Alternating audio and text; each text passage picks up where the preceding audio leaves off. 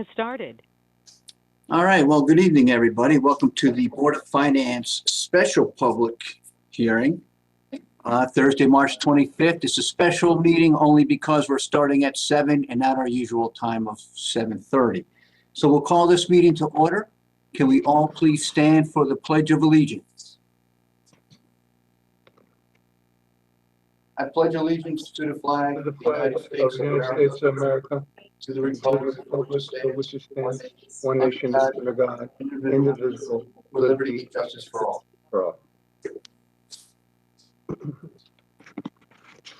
Okay, welcome. So before we begin, for the comments, the public, if you'd like to send comments pertaining to an agenda item before or after the meeting to the following email, please do, bof@fairfieldct.org. And as you would in a public meeting, please include your name and home address with your comment.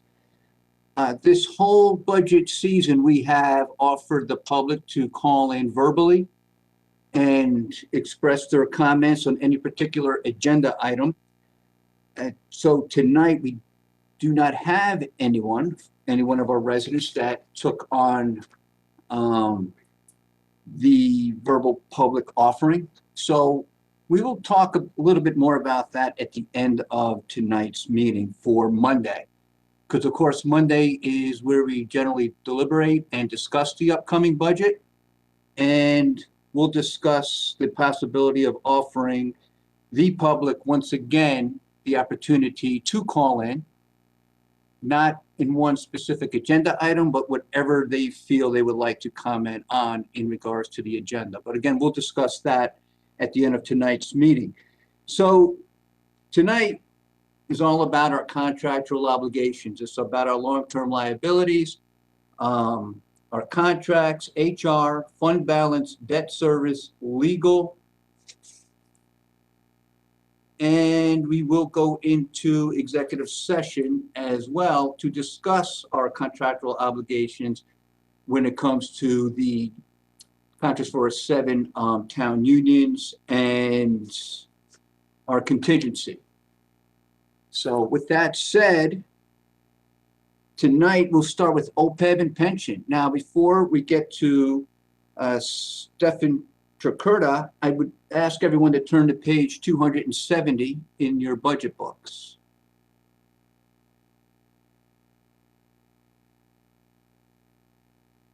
Page 270 outlines the retiree benefits that were obligated for the next budget, 2022 budget, from OPED to life insurance to the pension for the town and police, and our 401A. You can see it's a $20 million budget. Okay, it's one of the largest budget items we have in the book, larger than most departments, including police, including fire, including DPW operations. It's up 26% this year. You can see how it's climbed from 2018, where it was 16 million, and this year it is 20. If you look at 52105 and 52110, you see the increase of 63% and 76%. That is because, as we know, we did not fully fund OPEB last year due to COVID, and we didn't fund it by $3.9 million. The first select woman this year fully funded OPEB as we requested, because that is an expense and that is an obligation.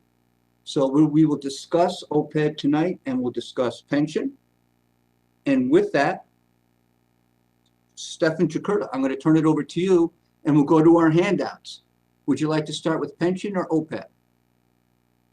Will I share my screen and I'll go through the presentation I have? Is that how you want to do that, or? That'll be great. Okay.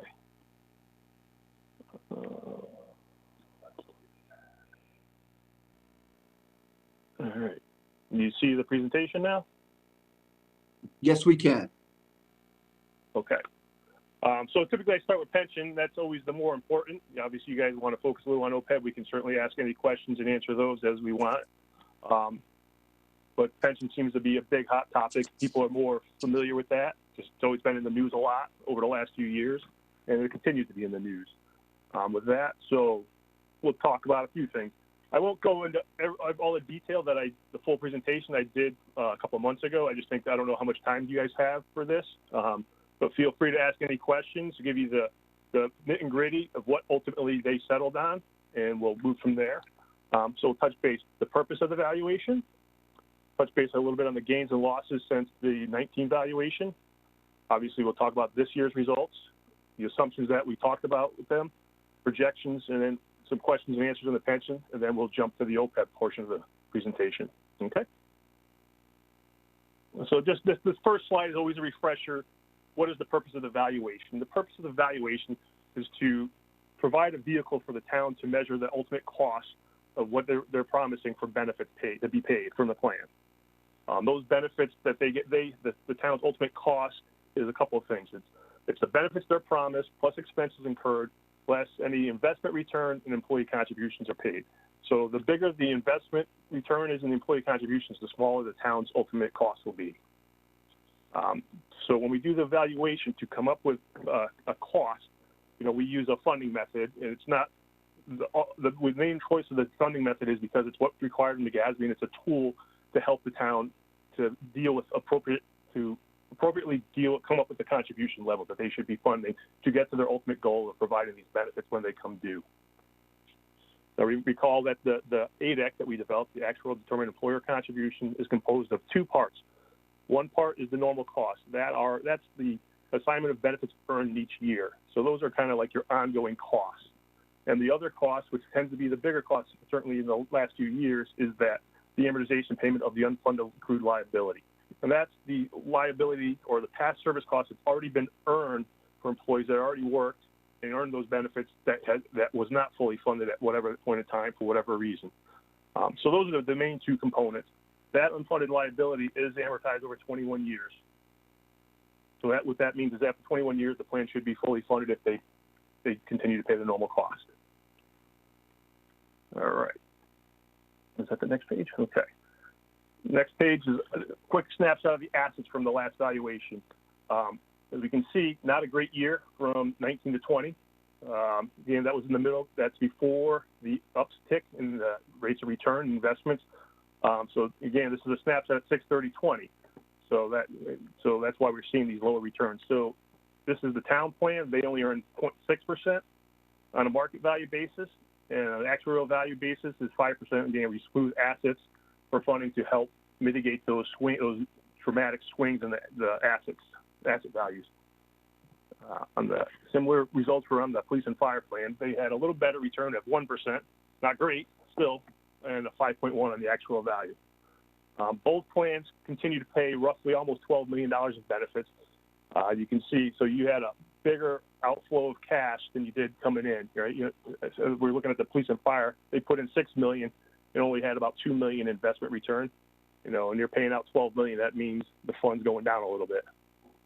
All right. This slide right here is kind of where we smooth the assets. You can see that 3 of the last 5 years under both plans, there's substantial losses, which means we have a fair amount that's unrecognized so far. And column E is showing you the total that's not recognized for the town plans, $10 million.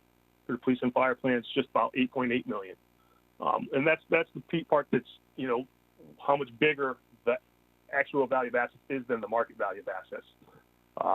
And over time, as these losses get recognized, that means your actual value is going to get lower each year, and that's going to drive up your contribution a little bit. So because of that, so in the first bullet, we already mentioned that both plans had kind of poor returns, and that was way less than our 7% assumption, so that created sizable losses. Smoothing, 5%, so again, that's still 2% lower, so we had some losses of over $5 million on the actual basis. So as I mentioned just a second ago, total actual losses are 19.1 that hasn't been recognized. So what's that? As I said, over the next few years, that contribution is going to go up, roughly 1.6 million as you recognize more and more of those losses. And that's an aggregate, and that's not each plan. So each plan is probably in the 800,000 range. Looks like the town will be a little bit more. Okay. Other losses, were accompanied by liability gains in the town plan. and I think for both plans. So on the town side, gains came from, they had total gains of about 1.2 million. So those were due to favorable mortality experience, some salary gains, as I'm not sure if you're aware, but there was a kind of a freeze for most of the groups that they didn't give raises this past year. So that obviously creates a gain. There were some minor losses due to retirement because of service buybacks. We don't have that in our valuation because that usually happens at the time of when they retire. They are able to buy some service, and some COLAs were bigger than expected. Similar on the police and fire plan, those gains were about 4.1 million, and that's more so from salary as well as mortality retirement as well. Any questions so far? All right, we'll just continue on. This quick slide, again, just shows your historical losses. You can see you have 17 and 18 were good years on the market basis. 15, 16, 19 and 20 were below. We're not very good, all below 5%. The red line is on the actual smooth basis, and you can see it's been hovering around 5%. So again, we want to see that a little higher because our assumption is 7%. So that's really telling us overall we have some losses in there. I will point out that this year so far, from last I heard when I did the presentation back in January, I think they're up like by 20% or something. So hopefully when we do the 21 valuation, you'll see a big swing in the other direction. Overall, the contribution decreased slightly, went from 11.94 to 11.61. And that was due to some of the changes in the assumptions that we did. So the assumption changes help mitigate the losses on the asset side. Remember I mentioned that the amortization was 25 years back in 16. Now it's at 21 years. I mentioned the third bullet already that we can expect contributions to trend up 1.6 million, just due to as the unrecognized losses get recognized each year the next 4 years. Over long term, if low inflation, we would see some minor gains due to salary and COLAs. On the town side, the normal cost will continue to go down. That normal cost, and I know I think Jim always asks the question, when are we going to see that savings? The normal cost did go down from the 19 valuation to the 18 valuation, or to the 20 valuation by over 200,000. But because those losses are so big on the asset side, you don't really see the contribution going down yet. But the normal cost is going down. So, like as I mentioned, this year's total contribution requirement for the police and fire in the town combined is 11.61 million, down a couple $100,000, just a little over 300,000 from the prior year. All right. Here are the results by group. So the town portion is 5.6 million, and the police and fire it's just over 6 million. That gives you 11.6. The top block here is the liabilities and just determining the unfunded liability. 41 million for the town, 36 million for the police and fire, for a total of 77. As I mentioned, that you can see the normal cost is under 2 million for the town. Last year, like I said, it was over 2.2 million prior year. Police and fire is just under 2.7 million. Again, those are the ongoing costs for the active employees, what they're earning each year. That big piece I mentioned, the unfunded liability, 3.5 for the town and 3 million for the police and fire. So that payment's almost 6.7 million. All right. Funded percentage stayed at, because we're on actuarial value, it's almost 84% for both groups. So, you're at the right spot. And I know, I'm guessing I'm going to try to anticipate Lori's question of, on a market basis, it's probably a little bit lower. We can probably quickly tell what that number is. If you're on 200 divided by the 251, so that's, for the town, that's just under 80%. And probably likewise the 184 over to 229. And the police and fire is just over 80% on a market basis. So you're still, on a market basis, still right at the 80% threshold that you guys like to be at. All right. Again, these are based on the final assumptions that the Joint Retirement Board settled on. And that was, just so you know, they decided to stay at 7%. There was talk about lowering it, but that they decided to stay at 7%. We did lower inflation. I don't know if I talk about that on the next slide. No, I don't. We did lower inflation from 2.6% down to 2.4%. We also adopted the mortality improvement scale that would happens every year. So we continue to follow that path, and that helped a little bit, probably lower liability by 0.5% roughly. But that's where they ultimately decided to be. Okay. This slide is just a projection where we can see the shaded bar that shows us the current 11.61 million. Each year it's going to go up a little bit to it's going to level out just under 13 million in about 4 years. And again, that's because that we're recognizing those losses, right? We're going to assume all other assumptions are met. And so really the only thing that's changing is we're recognizing that accumulated loss each year. And then once that happens going forward, then everything levels off. I think that's always a question. When are we going to see the savings? Like I said, we do see the savings already in the normal cost on the town, but because we have all these huge asset losses built up, we are still seeing contributions kind of tick up just slightly. On the other side, if we had several years of gains, the contribution would tick down a little bit every year. Okay. So just the final comments. Prior year projection at 7%. Actual return was 0.6 and 1% each. So we obviously, if they were at 20%, hopefully it stays that way when we finally measure at 6/30. That'll be a good. So you'll see some of those losses get swallowed up pretty quick. That just, like I mentioned, we assume all assumptions met. Normal costs for police and fire are going to continue to grow based on our ultimate salary scale, 3.4% per year. The town will grow with that 3.4%, so to speak, but we expect it to kind of be level or drop as more and more people retire. So you're not going to continue to accrue benefits. As I said, contribution will level off about 12.75 million. The 14.5 was when we looked at some lower interest rates, but they did not decide to go with yet. You just always got to remember when you're thinking about total cost to include those defined contribution employees. All right. So any comments, questions on the pension side of things? I know I went fast, but I don't want to bore you with a lot of details. I think things were, overall, I think they were right where they wanted to be. It just kind of worked out that way. Thank you. Thank you, Stefan. I'm just going to turn it over to the board for questions, which I had to scroll through because I can't see everybody. So let me.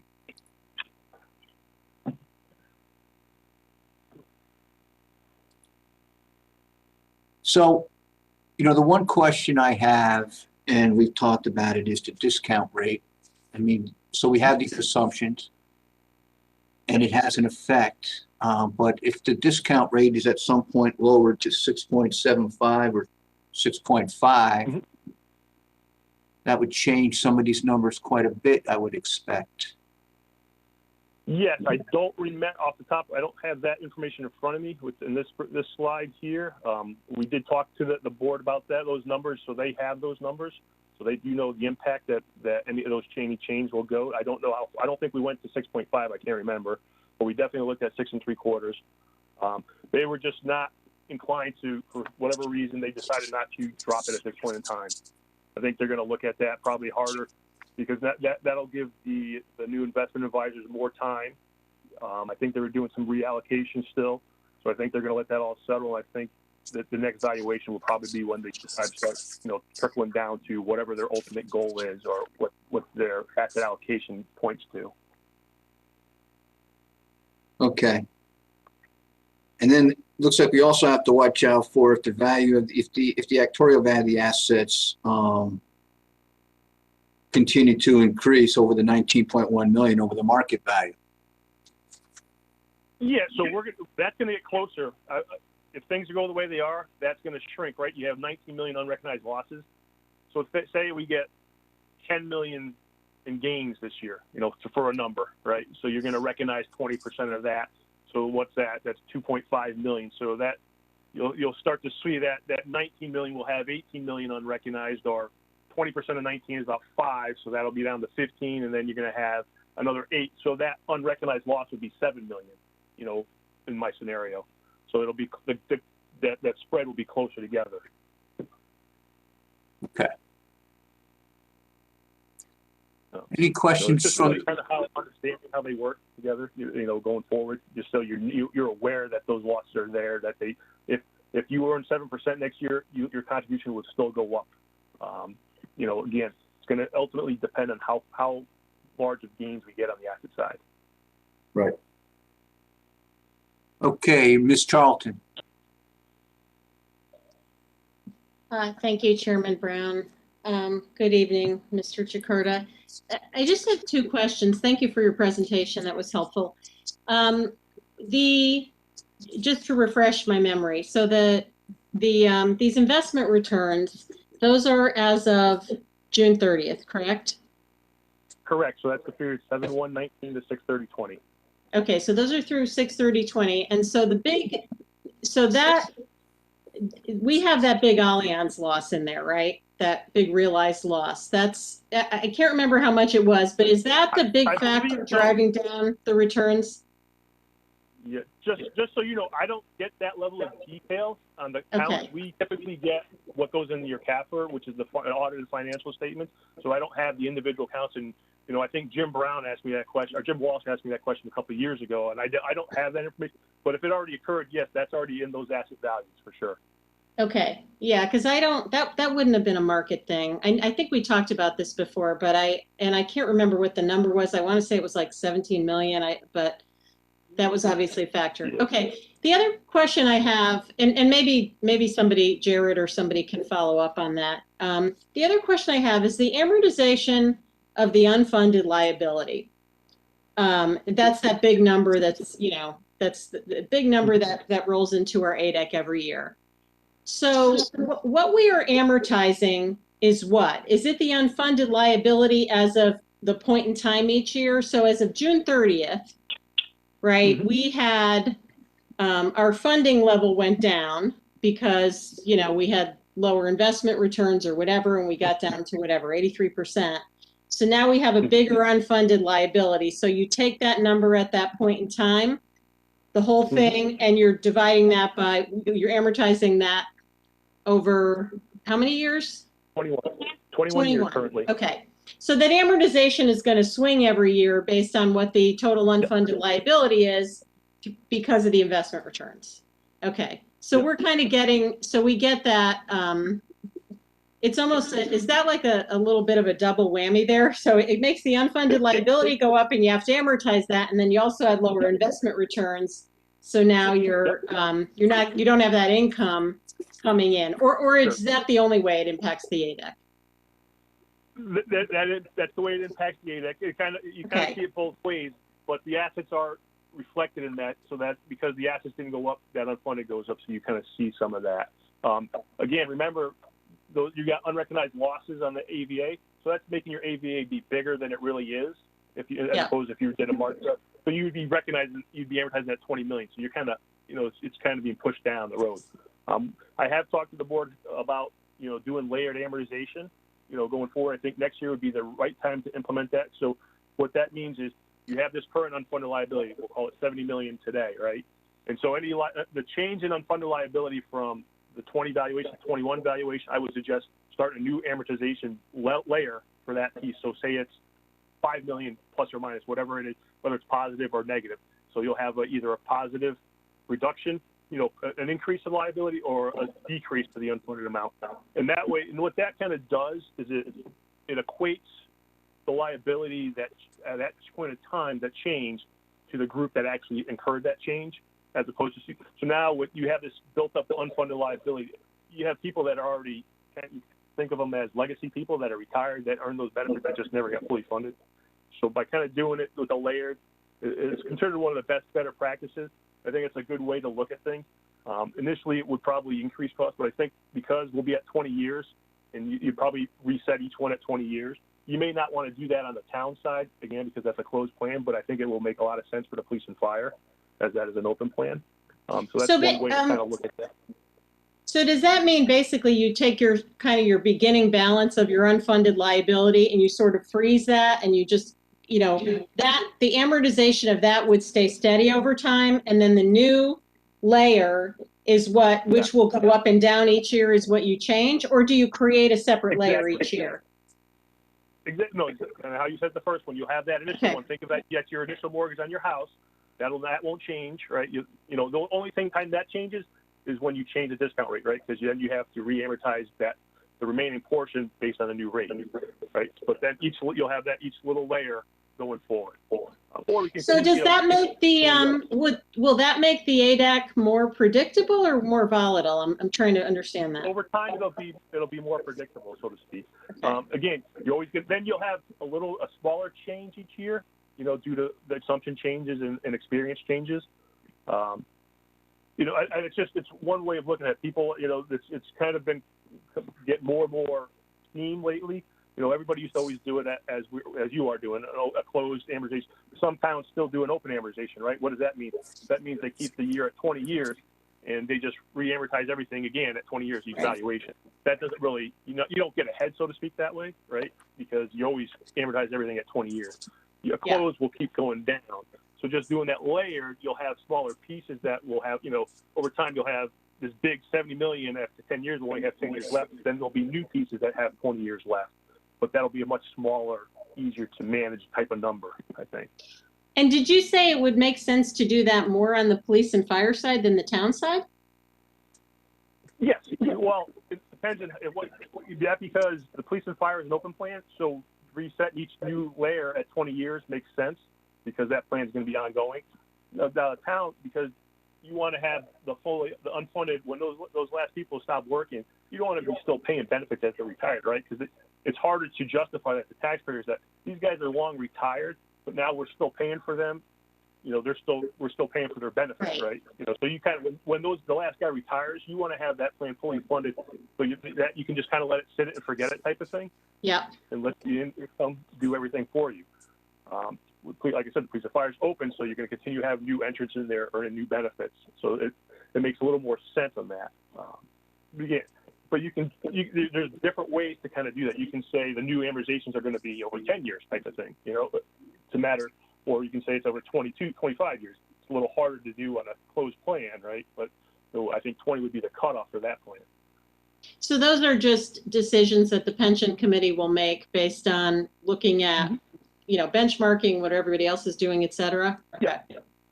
Yeah, they could be comfortable with the way they're doing it. I mean, it's closed now, so you're going to get to the same point in time. That if they just want to, if they want to look at it after 20 years, you want to be done with the unfunded, that's fine as well. Okay. Like you said, big changes in the asset swing can make that unfunded go up and down a little bit to make it a little harder to manage, so to speak. Okay, and then just quickly, and I'm done. So we did the mortality that affected last year. So really the only assumption change that we've got going on this year is the inflation. Yeah, well, remember, there is always, every year there'll be a slight change of mortality because there's a new improvement scale that the society actually releases every year. Okay. So remember, it's a little difficult, I think, with the RTM book. You have a base table, which is the new public mortality tables.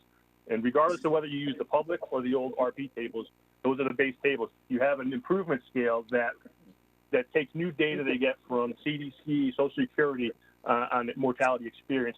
So they call it the improvement scale. So they true up the base table to the current year based on most experience. Okay.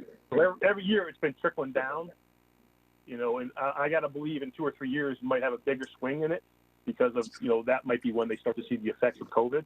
I don't know. Nobody knows really how this is affecting everything yet.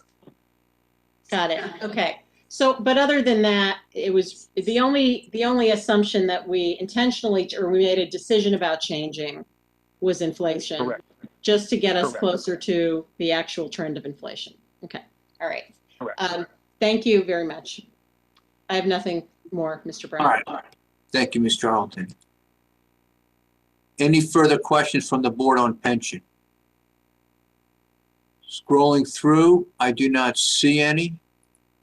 If I'm missing you, just shout out, actually. Okay, I don't see any. Stefan, let's go to OPED. Okay. OPED it is. All right. So just so you remember, OPED we do every other year, right? Because a lot of towns used to do it every 3 years, but then when GASB changed back in 16ish, or no, maybe it was 13 or 14, I forget now. It's been so many years. But when GASB changed that you can no longer project liabilities more than 30 months, you could no longer use a 3-year cycle. So pretty much everybody went to 2-year cycle. So just that's kind of a little background. All right. Again, we'll touch base on the purpose of evaluation, very similar to on the pension. We'll touch base on the results. I have a slide just to show you how OPED plans are funded currently, based on the 19 TAPers, our current funded status, the contribution, as well as the projected benefits. Okay. So this is the same, almost identical slide that we saw because it's really the same function. One thing to kind of point out is OPED benefits tend to be a little more volatile and less predictable, and really that is due to medical premiums, right? Because you're not doing a fixed benefit that you're earning, you know, where it's years of service times a salary times some multiplier, right? This is really you're promising to pay premiums that are, I don't have to tell anybody, they're very volatile, right? Or, you know, you have years they go up by 10, 20%, and then years they go up by 6 or 7%, right? So that's the big change why you can see some very, you know, large swings in liabilities from one cycle to the next. You know, ideally, everybody tries to predict what they're going to be, but, you know, things happen in the medical. You don't know how, you know, a town could have poor claims experience. So then when they go out to get the new premiums, their premiums can get jacked way up, right? So you don't know those kind of things. But everything else is the same, identical to on the pension side. This is also being amortized over 21 years. All right. So the results, liability breakdown. Groups we focus on are the ones that you have to fund, or that have funded plans or have an asset. So the police and fire liabilities are 56%, towns 44%. You know, I think the police and fire may tick up a little bit over time, just because their benefits tend to be a little bit richer, and that has to do with they get to retire a lot earlier, and when you retire pre-65, those costs for medical are very expensive. So what happened? What did we see since the 18 valuation? Well, surprisingly, both plans had favorable premiums experience based on the claims costs, right? You know, we assumed in the 18 valuation that premiums would go up 7% and 6.5%, 6%. So over those 2 years, you had 7% and 6.5%. They did not go up quite that much. So you had some gains. An aggregate just under 4%. The liability went down due to premium change. Police and fire a little bit higher, 5.8 again, because they tend to get the benefits earlier. So they realized they got the bigger reward for that. Town only 1.1. Again, as I mentioned, that's because their actives tend to retire much closer to age 65. Experience due to data changes. Both had losses, you know, due to terminations, drop coverage, early retirements. You know, when, like as I mentioned, if you retire earlier, you're paying medical benefits for longer, right? Although your pension benefit may be reduced for early retirement, your medical benefits aren't reduced the same way. So those guys that go out at 55, 60, their benefits are a lot more valuable. So the net loss was 6.9 for police and fire, and town was 3.1, and that's due to data. Similar on here, we made the same assumption changes. Mortality. This mortality is a little different because we did recognize the pub tables this time. In 18, they weren't used. Inflation was used. Updated healthcare trend costs just to be more in line with what's going on. And we also refined our spousal election coverage. That's a big impact because, you know, if you assume 100% of the spouses are going to like coverage and they don't, then you're kind of overstating the cost to the plan. So you really want to see what's actually happening, what's really being realized, what the election coverage really is. So we kind of looked at that. I don't know if you all are aware that the Cadillac tax was finally repealed back in 2019. They had just been kicking it down the road, the can down the road, so to speak, and not addressing it. So they finally repealed that. That had bigger savings in the police and fire, again, richer plan, 2.4% and 0.7% for the towns.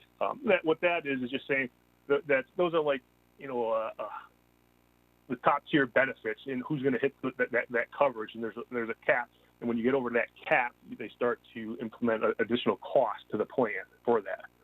But that was taken away, so that you no longer have that issue. Last bullet, I mentioned that 45% of plans in Connecticut are funded plans, similar to these two.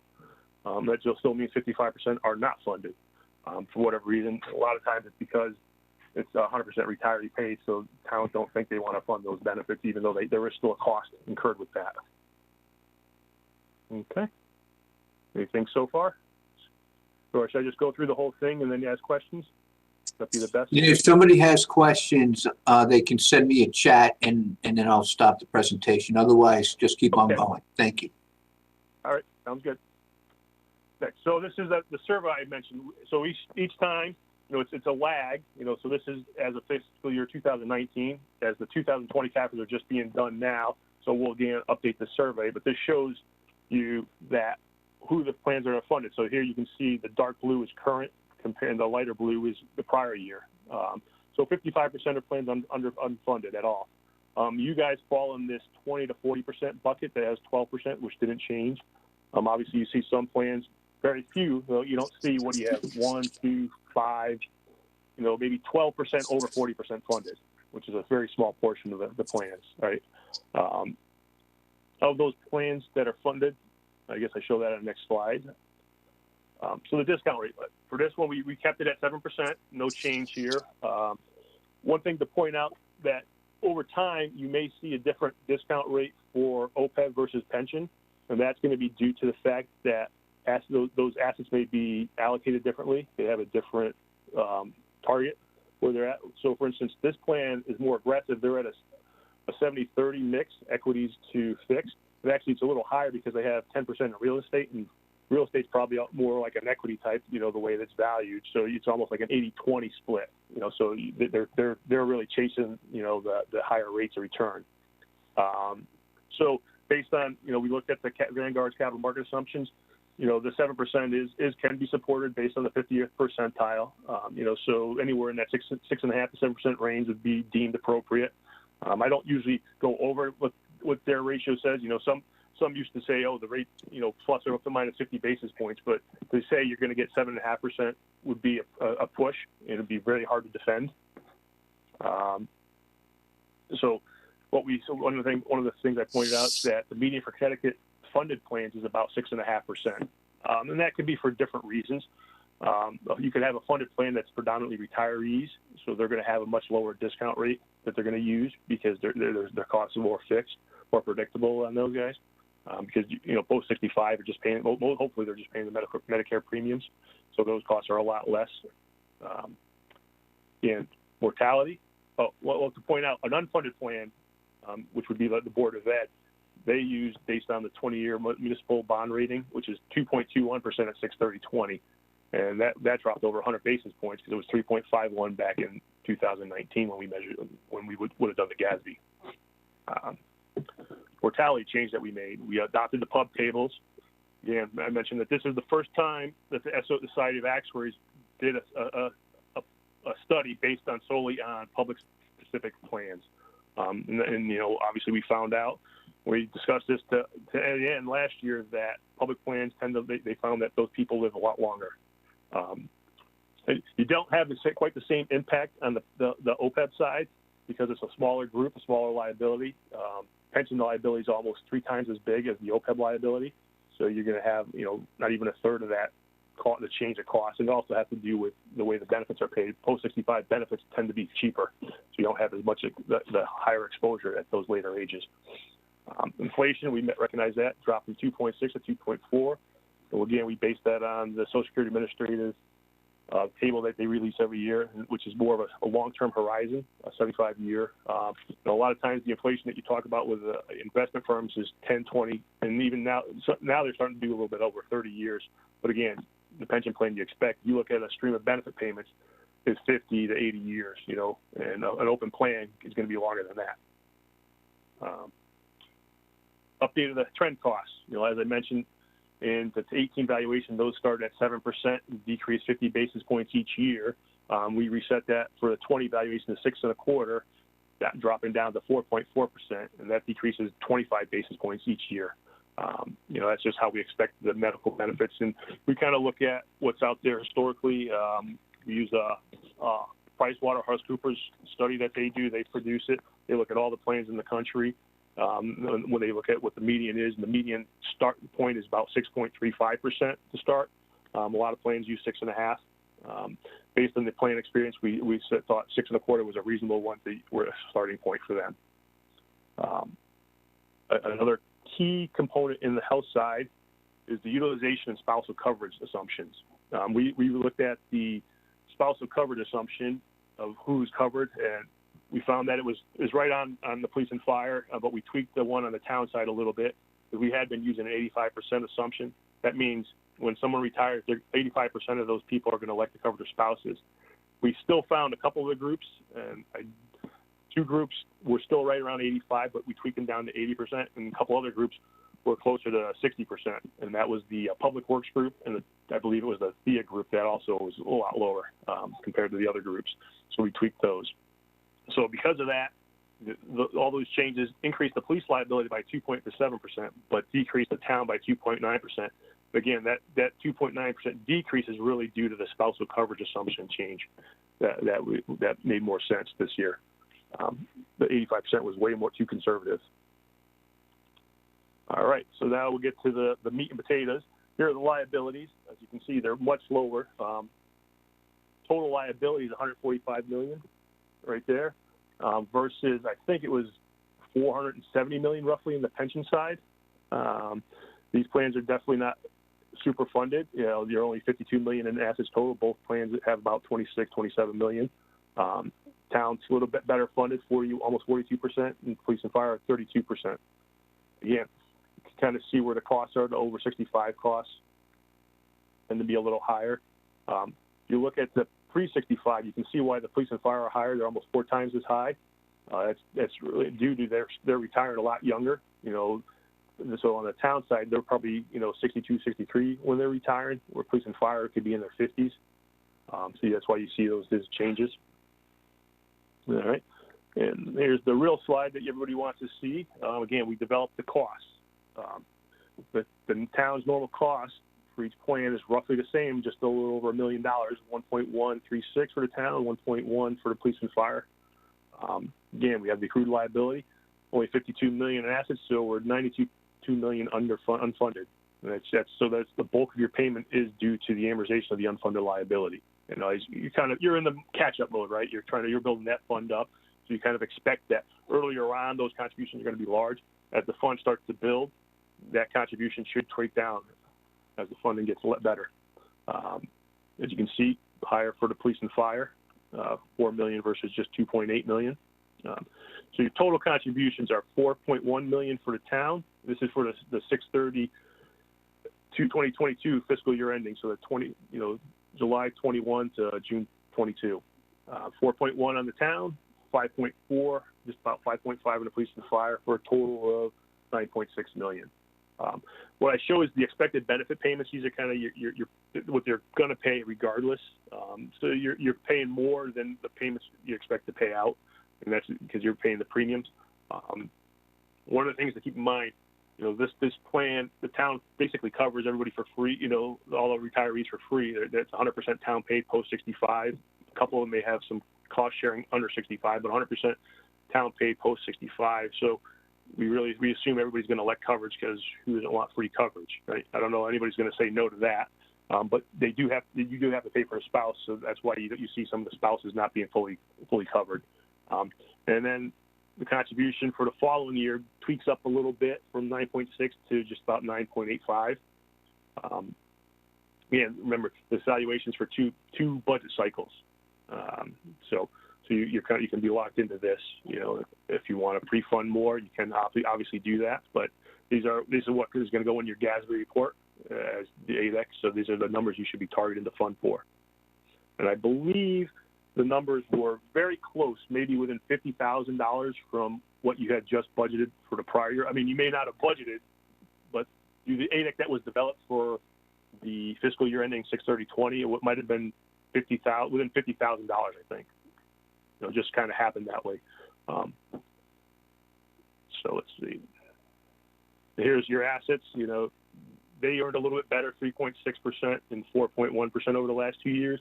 As I mentioned, that's because this is a much more heavily weighted in equities. So they must have had a little bit better returns on equities than on the pension side. So total assets are about almost 53 million.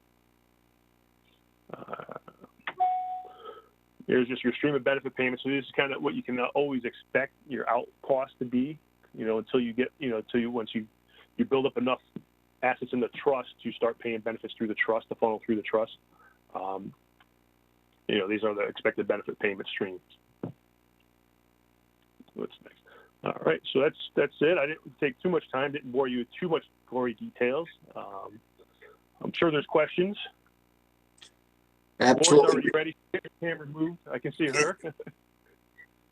Okay, thank you. And absolutely not boring at all. What could be more exciting than going over these numbers? Well, you got a whole night of you in front of you with numbers. We do. Okay, I'll turn it over to the board for questions. I'll scroll through. Ms. Charlton. Thank you, Chairman Brown. I'm sure I asked this in a past meeting, and so I apologize, but the nature of the benefit is that if you're pre-Medicare, you just effectively stay on the town plan. Is that right? No. Even when you're post-Medicare, you're on the town plan.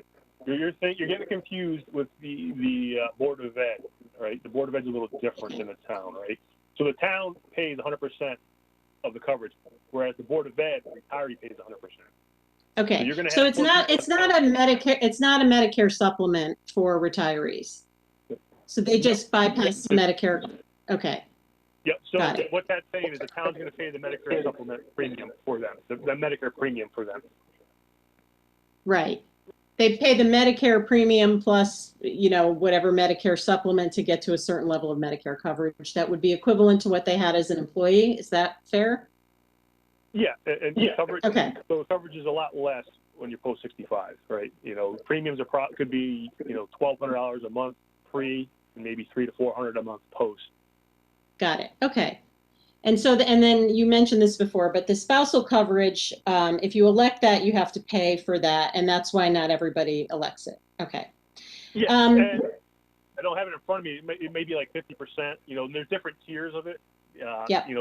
So when this is how things change. Also with OPED, why it's more volatile. And pension's pretty much already set in stone, right? Nobody really. No, I get it. It's not a formula. It is what it is, right? It's and that's and so my question on the healthcare trend rate, how close have we been on that? How I forget what it was. You showed it at a certain level and ticking down. Has the actual medical cost trend rate been consistent with what we've been predicting, or not? It's never exact, right? It's very difficult to get that exact for whatever reason. So if I said what premiums should have gone up 1.07 times 5, so they should have gone up just under over 14%, and they probably went up about 12. I believe I'd have to just jump to a different screen to pull that number out, but it was probably around 12% or so in over the 2-year cycle. So Okay. you had some safe, but for the prior valuation, it wasn't that way. It was much closer to being right on, exact. And like I said, you have to look over a longer period of time, but also where are the future trends, and they set, the insurance company set the rates based on plan experience, right? So it's going to be a little bit of that as well. So we like to get pretty close. You're always going to have gains or losses due to that, because I don't know anybody that's dead on unless you have a fixed increase. Like say the plan limits the increase of premiums to 5% a year, then you can kind of model that. But when they're variable, it's harder to do, right? So if the town put a cap on what they're going to pay, then you could get a little closer. So healthcare trend rates in general compared to the normal cost of inflation, they're what, like 3 times the cost of, 3? 2 to 3, yeah, absolutely. Okay. Yeah. So if just to kind of give you, for putting it in perspective, about 10, 15 years ago, we were starting to trend at 13%, 12, 13%, and trickling down to maybe 6. But it's gotten a lot slower. So now, like I said, we started at 7 before. Now we're down to 6.25. So it's getting better, but will it stay that low? I don't know. I think next year will be a big tell to see what's going to happen for the next couple of years. Okay. And then my last question was, I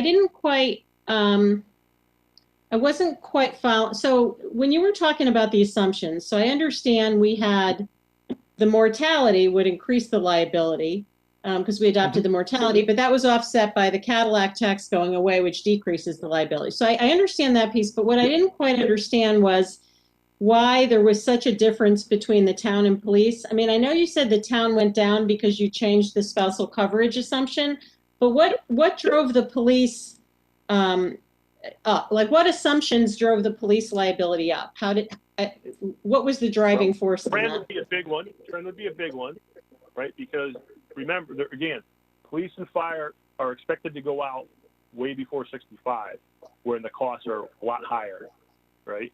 So what that's really, so when those costs are someone that's already, 55, they're going to be retired for a lot longer period of time, so their liabilities are much higher than. But what assumption caused you said the assumption change on the police side, the healthcare trend. Trend and mortality. Mortality was more effective cost more on the police side than it did on the town side. Got it. So on the police side, the Cadillac did not offset the mortality. The mortality was higher, and the trend rate. I guess I'm still. Would it have been the same for both had not the spousal thing been more significant on the town side, or? Yes, both would have had an increase of liability. Yes. Got it. Okay. Before a spouse change, it was probably, I don't know if it was 2%. It was probably right around 2%. I could get you that after this. When I get out of this screen and jump over. So the bottom line is mortality impacted this liability, just like it did on the pension side, but it didn't impact it as much because we had the Cadillac tax, and also because on the town side we had this improved assumption on the on spousal coverage. Okay. All right. Well, yeah, again, mortality didn't have the same impact. It had, a third of the impact, right? Because you got liabilities that are 3 times as large, so you have a much bigger, number that your unfunded number changed, so to speak. Right? I was thinking of the percentage, but okay, I got it. All right. The percentage wasn't as big either, again, because of the coverage. Think of this, post-65 coverage is a lot cheaper. Those benefits are a lot lower than on the pension side, right? So your big cost of your benefits is, at 50 to 65. Post-65, they're much less. So that's why you don't see as big of an impact on OPED side when you change the mortality that you do on the pension side. Okay, and it's more expensive for the younger because it's not Medicare, basically. Got it. Okay. Correct. I'm good. Thank you again. Okay, thank you, Ms. Charlton. Any further questions for Mr. Chakurta?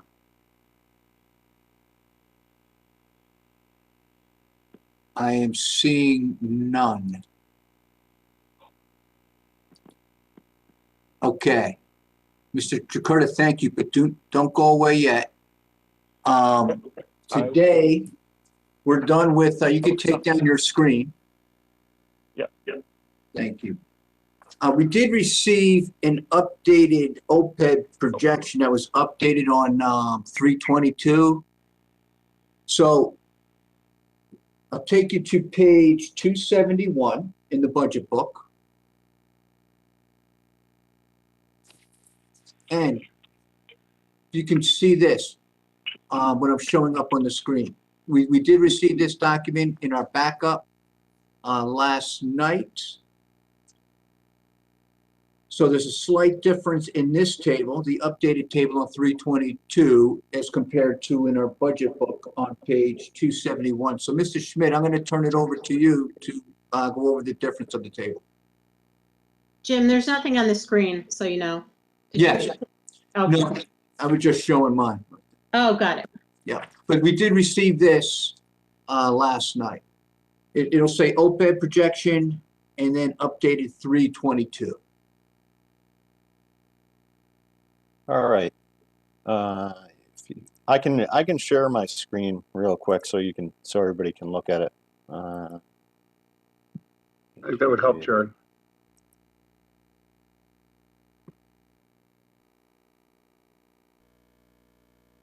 All right. You all see that? Yes, we can see it. All right. Okay. So yeah, if you look at the FY 22 columns and what's in the budget book compared to what's in the update from 3/22, for retiree health, you'll see the differences in the town plan. And so what's in the updated version now from 322 corresponds to what Stefan just went through and what he had in his document for the ADEC for the town and the police OPED. So overall, the town side is favorable by 155,000, and according to the calculation, there's a smaller portion of this that's related to the WPCA, which is favorable by 10,000.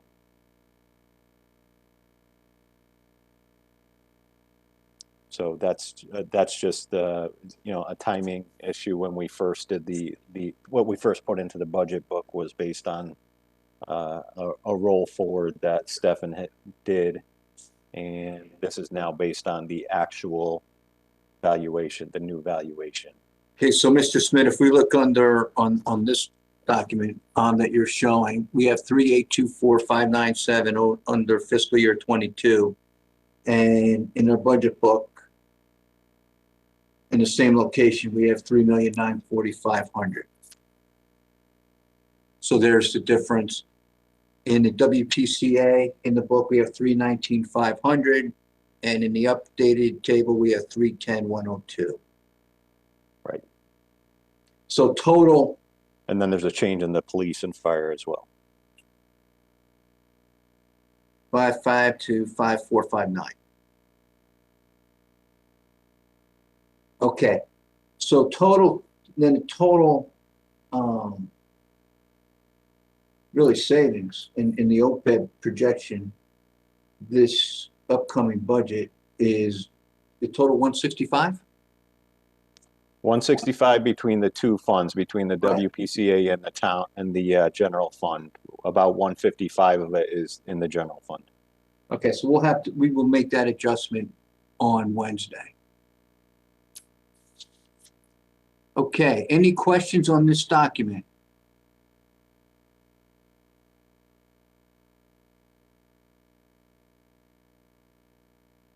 Okay, I'm seeing none. Mr. Schmidt, you can take the document down.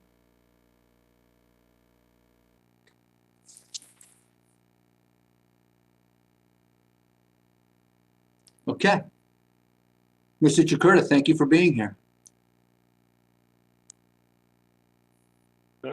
Well, thank you for having me. Hopefully we'll talk soon. Let me know if you have any questions you have. You can always forward them and get them to Jared, and he can send them on to me, and we can answer them as best we can. All right. You guys have a good night, rest of the night, and we'll talk to you later. All right, thank you. Okay, so we're going to go to active employee benefits, and we have Mr. Carlton Lindgren, VP of Health and Benefits for Aon. We have Joel Chamberlain and Milena Tolman of Aon as well. Now, the active employee benefits in the budget book is on page 83. But of course, we have our documents from Aon. And Mr. Lindgren, I'll turn it over to you. We got a few documents from you tonight. Where would you like us to begin? Thanks, Mr. Chair. Can you guys hear me? Yes, we can. Okay, great. Thanks, Mr. Chairman. I think maybe I'll just share my screen with you folks, if that's okay. That's perfect. Thank you.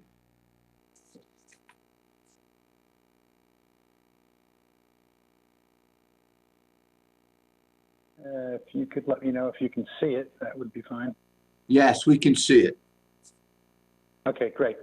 So today we're going to talk about the active retiree healthcare costs. 2020 was an interesting year, not only from the COVID perspective, but from us having to project benefit costs from January of 21 on. So we only have 4 pages to look at tonight. So the first page you see here is the historical claim experience.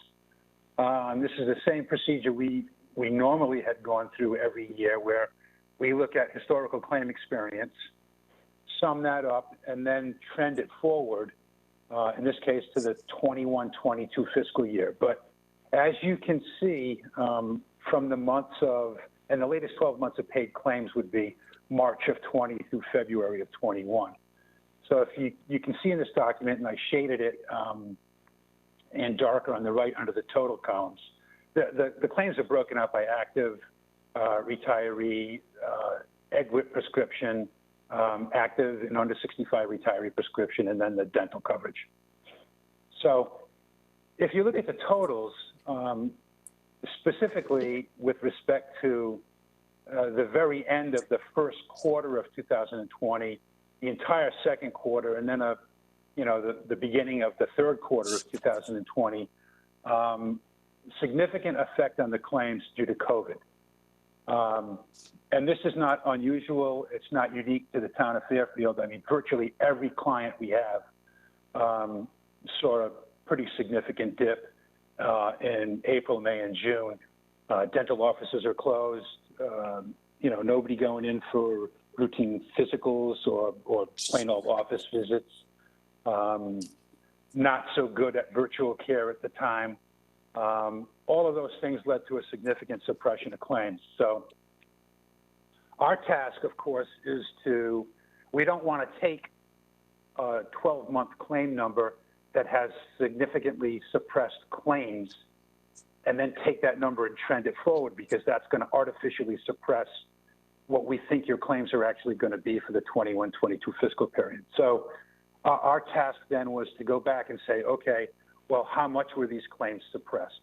And let's get them back to a normal level. So that COVID adjustment column you see is a normalization of claims. So we had to add those numbers into the column that says total. Okay, so the first obvious question is, well, how did you make this adjustment? So when COVID first came on the scene, our actuaries put together what we call the Actuarial and Analytics COVID Estimator, right? So we gave the actuaries the historical data. We provided them with the demographics of the folks for the town of Fairfield.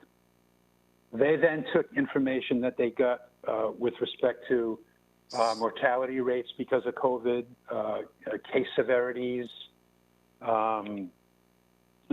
where the folks were located, and so forth. But the biggest effect was the age of the population, because as you know, at least early on, the elderly were being affected significantly higher than younger folks. So having all that information, they get that information from the CDC, Johns Hopkins, and the World Health Organization. They put the numbers into this model, and it provides to us what we think normalized claims would have been for those months.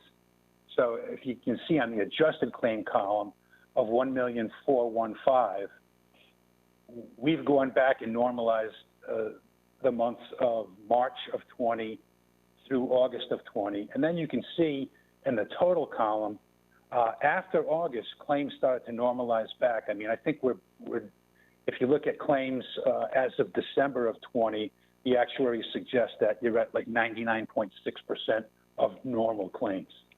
Okay, so we've adjusted those claims upward to the tune of $1.154 million, taking the latest 12 months from 16,142 to 17,296. Okay, so then we have to take those claims and then go through the normal process of trending them forward, adding on expenses and stop loss charges and so forth to come up with your budget number. Okay, so are there any questions about page 1? Let me scroll through, see if there are any questions, and feel free to send me a chat request if you do have a question to the Board of Finance. I can keep going. Yeah, you keep going. Keep going. Yeah, okay. All right, so then page 2, so we'll project the claims forward in a few pages from now, but this is the administrative piece, or the fixed charges, if you will.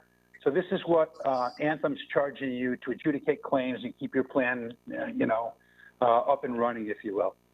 So that's the top piece of this. Last year's charge was $549,000 for 849 folks, and this includes the actives and the retirees, $549,000. To this year's fees, it was actually a slight decrease, 0.1% decrease to $548,007. Okay, and then below that, the $150,000 individual stop loss and 125% aggregate stop loss. The fee was $232, going to $250.56. That's an 8% increase. And even though, 8% seems like a lot, but a normal stop loss increase because of the effects of leveraging would be somewhere between 15 and 20%. So this is a pretty fair renewal, especially given the fact that if you go back and you look at the premiums that were paid to Anthem for the stop loss coverage versus the claims over the limit that Anthem has paid over the past, say, 10 years, Anthem's taken a significant beating to the tune of a lot of money. So stop loss coverage has been well worth it. Now, your large claim activity over the past year or so has been very good. Not a lot of large claims. So in this coming year, or in the fiscal year that we're in, is more likely than you're going to pay more in stop loss premium than you're going to get in coverage. But we can't know that until June 30th of this year. Okay, and then the bottom piece of this is the dental administration for Delta Dental, $5.45 is unchanged. Okay. So page 3 is actually where we do the calculations of the projected budget numbers for fiscal 21-22. Now, we actually calculate out all the retiree costs here, but as you guys just went through, the actual liability is determined by Hooker and Holcomb. So some of this is just kind of illustrative, but so we're going to focus on the active columns here. So we take those COVID-adjusted claims, we remove any claims that are in excess of the individual stop loss limit, trend them forward at an annual trend rate of 6% on the medical and 10% on the active prescription. And a lot of that 10% is driven by specialty meds. The trend on specialty medications is somewhere between 16 and 18%. And more of them keep popping into the pipeline. So we don't expect to see that going. Actually just got notification from our trend actuaries that trend's going to go down from 6% closer to 5%. So that's a good sign for at least the coming year. Then we come up with divide by head counts, we come up with a per capita claim number. And then we multiply that by what we expect the head counts to be in fiscal 21-22. We add to that the administrative network access fees and stop loss. And we end up with, on the right-hand side, all the way to the right under the active column, a number of $12,385,836. The rates times the head counts from the prior renewal year develops $12,408,000. So basically it means the rates are unchanged for 21-22 from what they were in 2021. Okay, and then page 4 is just the actual rates for the medical, RX, and dental plans, and we break this out by the active groups, the communications, fire, police, and so forth. And then Jared had asked that apparently there are going to be some new hires in the communications division, and then a restructure of 3 or 4 people. So I just outlined here, if you add one more employee, or 2 more, or 3, 4, 5, and so forth, what the costs would be. Okay, and keep in mind, these are gross costs. They don't take into consideration employee contributions.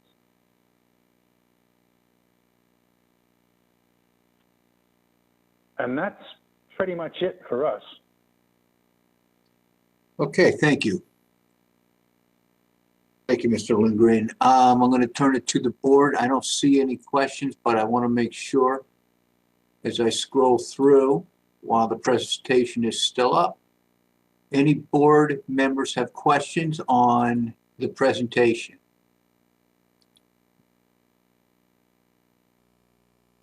Well, you've done a fantastic job. Well, this is a first in about 10 years. Well, I guess the trend is in our favor this year, right? The budget's in our favor this year, so. Yeah, maybe there's not a lot to say with a flat renewal, yeah. Right. Okay. I'm going to thank you for being here tonight. Thank you for your presentation. No problem. If there And, are any questions, you guys know where to yes. find us. We do. Any questions come up, we'll get them over to you. Thank you. Right. Thanks a lot. Thanks for having us. Now, I would like to turn our attention to page 84 in the budget book, because again, there's a table in the budget book, page 84, that was based on the November 2020 renewal. We have an update, was in our documents, part of our backup that we received last night. And it says FY fiscal year 22 health insurance projection.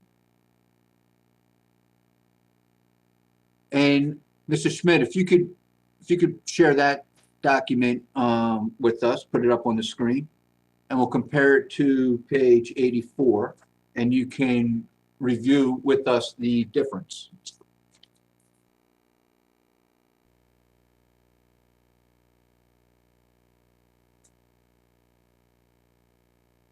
There you go. We got that? We do. Okay.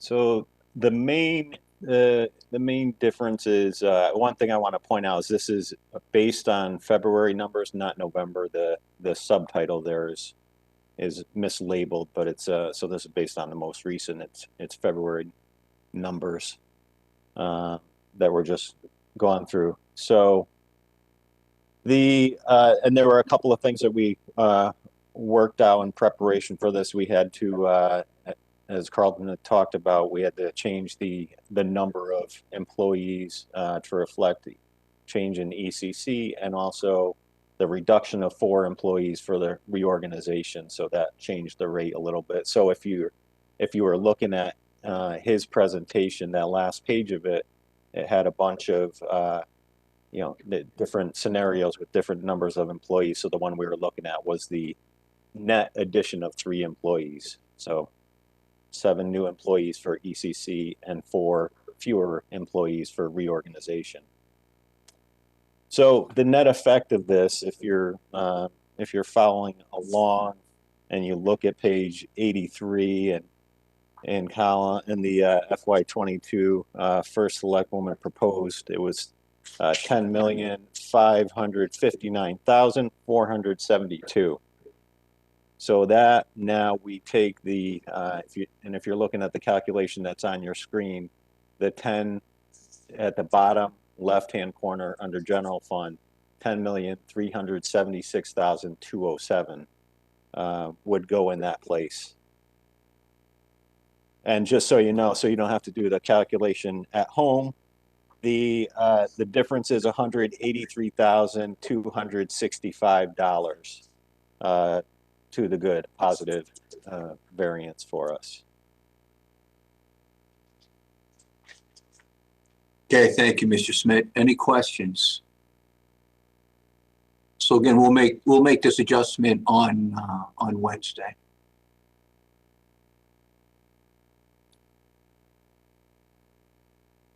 Okay, I don't see any questions. So thank you for sharing that. We'll move on to the next budget item, which is human resources. So we just need to flip the page, go to page 86.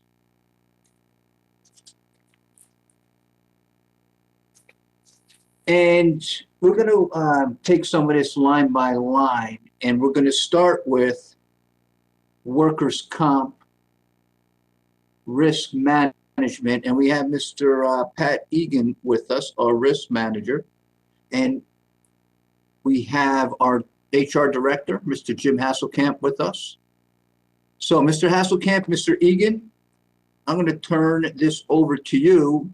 And we'll just go down the bullet points. We'll start with workers' comp, we'll go to liability, we'll go to risk management, and then unemployment and so forth. So, Mr. Hasselkamp or Mr. Egan?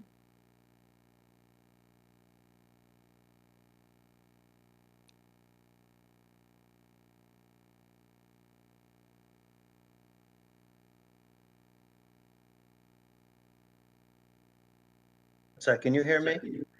We can hear you now. Yes. Okay. Mr. Egan, I think he's covering this. I see him there. I don't hear him though. We don't hear him or see him. All we see is P. Egan. Here, How's that? there you go. You there, Mr. Egan? Yeah. Yes, can you hear me? We can hear you. Okay, Okay, so we're sorry. going to go over workers' comp. That's on page 88. It's item 58940. Okay, so with that, I'll turn it over to you. Thank you. Thank you. So on our workers' comp lines, we have budgeted $1,682,185 for our claims, $20,000 in our loss prevention, and $100,900 in our claims handling. Those two latter lines will remain flat for this year.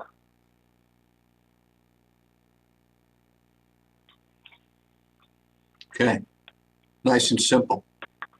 Any questions? See, when it's flat, there are very few questions. Right? It's like when you have the sale, you stop talking. Okay, You know, don't sell a deal after it's sold, as my father taught me. that's good advice. Okay, Going to our insurance, the liability, if you go to page 87, so our property line, we've requested $436,841. That's it's a 7.7% increase. Our errors and omissions is $243,651. That's a 4.28% increase. Interscholastic sports is $63,298 at 5.43%, and our liability insurance is $1,082,947 at 3.32. Our lines generally are staying around the 5% mark. The property is a little bit more because flood insurance is a little more volatile, so we allot a little bit more of an estimation for premium increases for that. okay. If we could start with the risk management. That's item 58920. I believe last year, this budget started at 900 and we reduced it by 200,000 to 700. And Yes. okay, so we have it back up to 850. So the question I would have is 700 not enough to cover it in 21? 700 so far in this state is enough to cover what our expenditures were. There's a reason for the increase for 22. I think this is something, Mr. Chairman, and we'll certainly do as the chair pleases, that the town council will discuss with you in executive session. Yeah. Okay. All right. Very good. Any questions for Mr. Regan on any line item?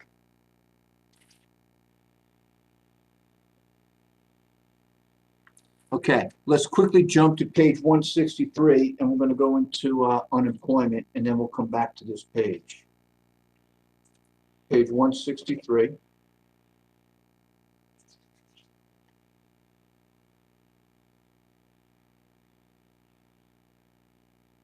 Okay, no increase in the budget as compared to last year. Mr. Regan, is this you again, or Mr. Hasselkamp? It's kind of a combination of me and the finance department. So, yeah, I think that Jared and I spoke. The reason it's flat is that we expect not a lot of change, at least over the next year.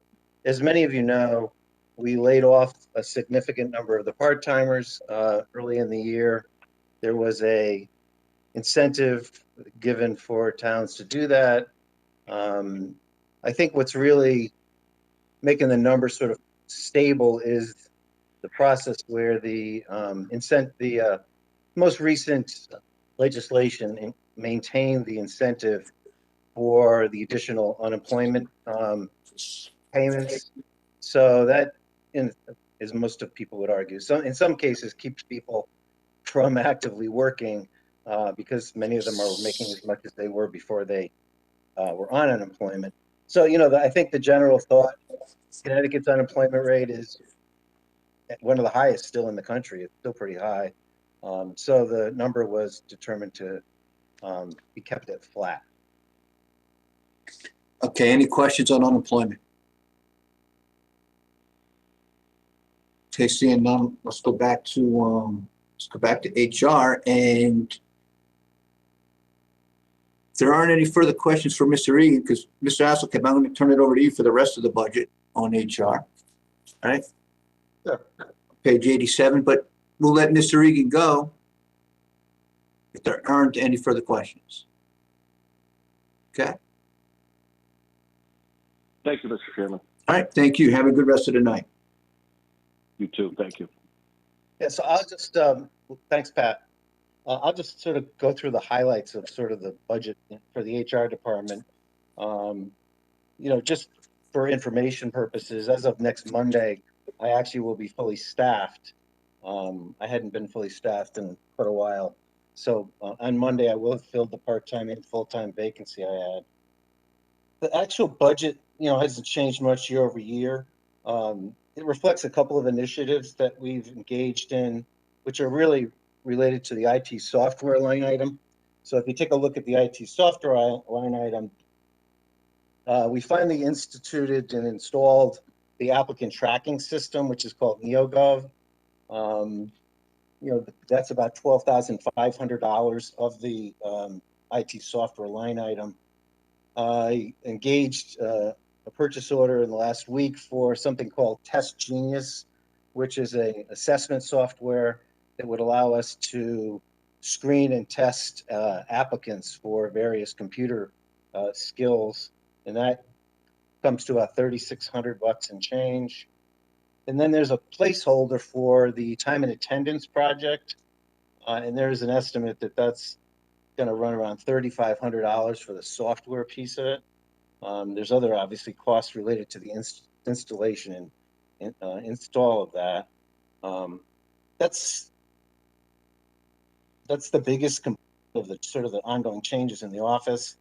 In the realm of one of the things that Brenda has committed, and I think that I'm committed to, there is an increase in where it says educational memberships. That's really money that we're going to use for staff development. The town has really never put money aside in any substantial way for staff development. It's not that it's a substantial amount, it's $6,000, but a lot of that's going to be related to, we're going to put together a staff development committee that would then come up with some curriculum and that we would use those monies for that fund to fund those activities. I think that's sort of the highlights of the budget. It hasn't changed much. There was lots of, there's line items that we haven't spent money because we didn't do some activities related to the COVID. There's some printing line items because of the contracts. We expect to have to spend the printing money once the contracts are settled. But that's sort of the highlights of the department right now. Okay, thank you, Mr. Thank you, Mr. Hasselkamp.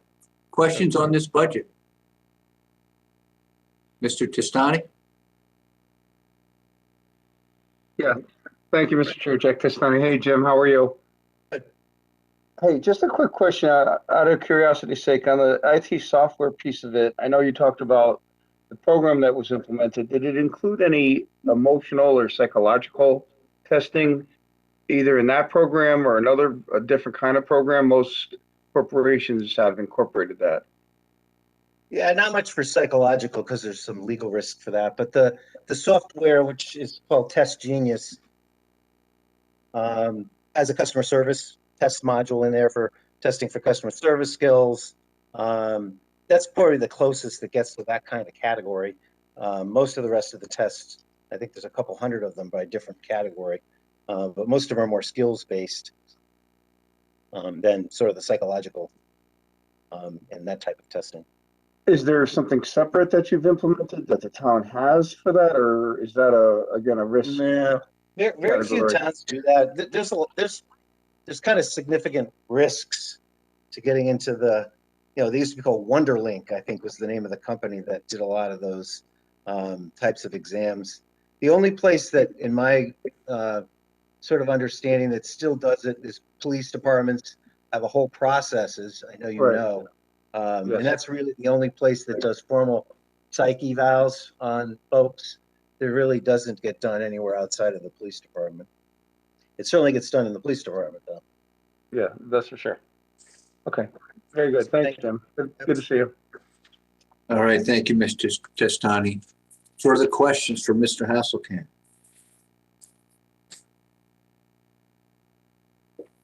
Okay, seeing none, we're going to move on to the next budget item. Mr. Hasselkamp, thank you, but please don't leave because we'll need you in executive session as well. Sounds good. Okay. We're going to go to the next item, fund balance. Now, fund balance is on page, in the budget book, anyway, on page 101.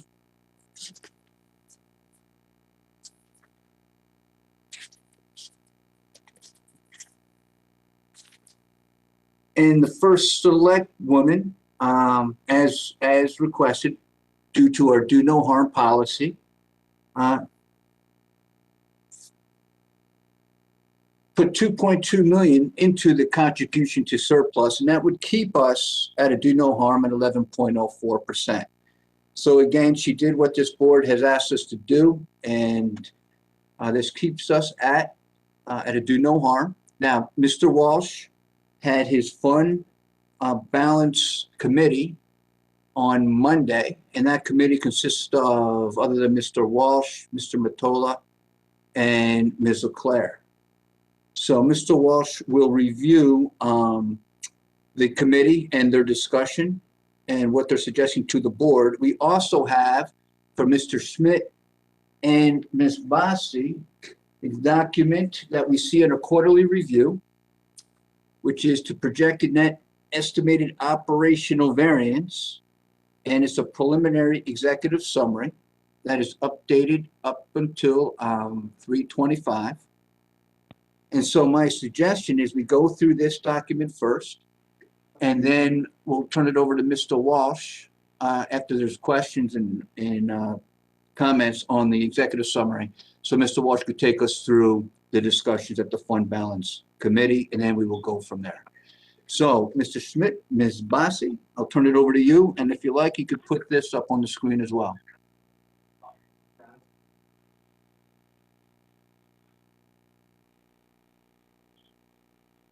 Okay, I guess I could start. Jared, do you want to put up the summary? I don't know Yeah. if you have it handy. Yep. Yeah, give me 1 second. I'm just looking for it. Okay.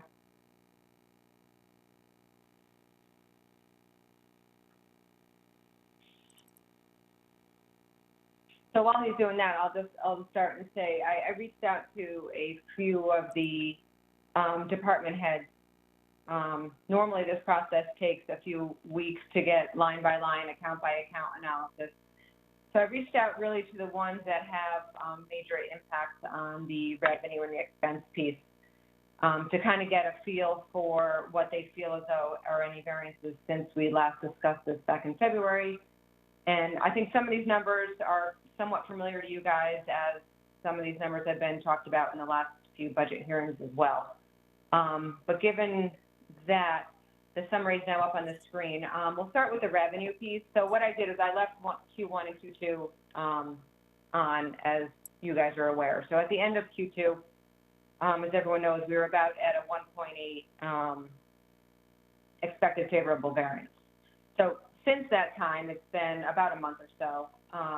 Here's what we've kind of learned. Again, things are really evolving with everything going on with COVID and the whole world kind of turning upside down quite frequently.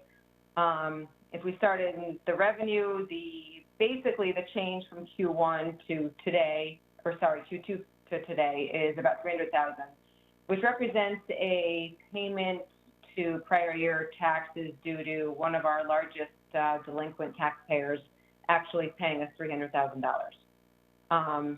We are very favorable on our prior and our interest, as you guys know, due to the deferment last year. We are currently in the deferment phase, and we're not going to really know on the current piece where we're going to end up till probably at the end of next week, really. So the deferment ends April 1st, as you guys know. Then it's Good Friday. Then we have the tax collector does all of the collections that he's received in the mail. As of today, at this very moment, we're down about 1.4% from last year due to the deferment. So there's not really a surprise there, but he's not going to get a really good feel until he processes all the mail until about the 8th or 9th of April.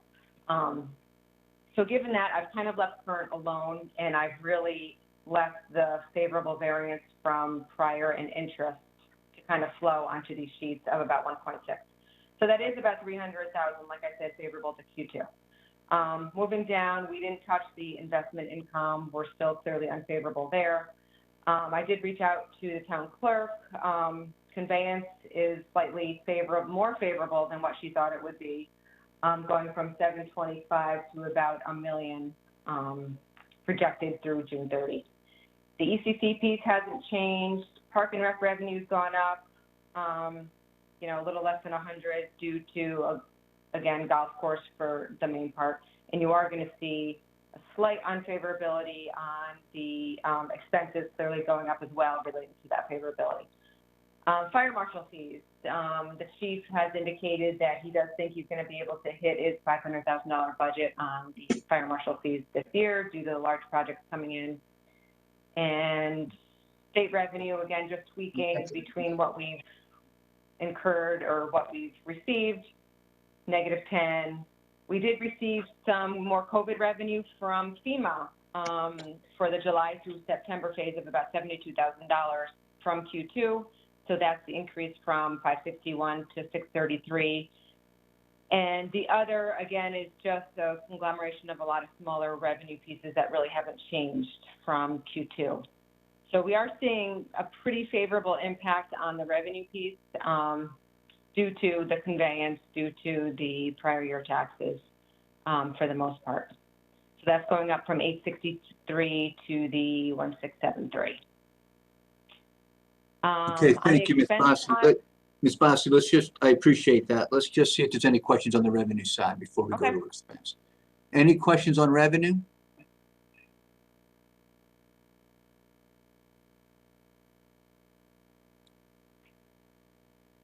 Okay, Ms. Bossi, we'll go to expenses. All right, we will go to expenses. So the vacancy number, the Q2 number of 600 represented non-VERIP only. Now we've kind of put them all together, and we're expecting about 800 or so favorability on vacancies due to everything, due to VERIP, due to reorg, due to the normal churn of employee pieces that happen throughout the year. Part-time favorability really hasn't changed a lot from Q2. Park and Rec, like I said, got a little more unfavorable, about 100 or so due to the golf course part-timers needing to be there due to the increased demand on the revenue side. Crossing guards and specials, slightly a little bit more unfavorability due to, again, the school systems. ECC, we left flat at the favorable 723 due to the operations not really starting this year until at least July 1. Solid waste stayed the same, and the other stayed the same. So the operational piece went up slightly due to the vacancies. Non-public transportation. This is where the largest variance is occurring. We are currently getting from the Fairfield Public School central office a favorable number this fiscal year of $600,000. So we'll get into that in a quick second, because I think you guys have some detail on that too that maybe we could pull up. The storm number and the COVID costs, again, haven't changed from our estimate from Q2. So we'll talk to the transportation piece in a second. Those all add up to a favorable variance on the expense side of about 1.6. So if you add the 1.6 to the approximate 1.7 on the revenue, we're looking at a favorable net estimated variance of almost 3.3 for this fiscal year. So I do want to put some caveats on that.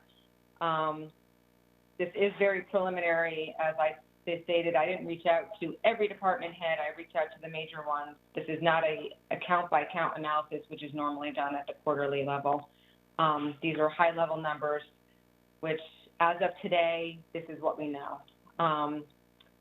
Transportation piece, again, is coming from central office, and we're going to pull up some details on that in a second. And we did receive some more information about the storm cost of ESAS, and we are putting together the detail needed for that. It's a FEMA reimbursement that, in theory, if everything was accepted, we'd be receiving 75% of the 360. But again, nothing is confirmed yet, so that any revenue that we receive from that is not in these numbers today.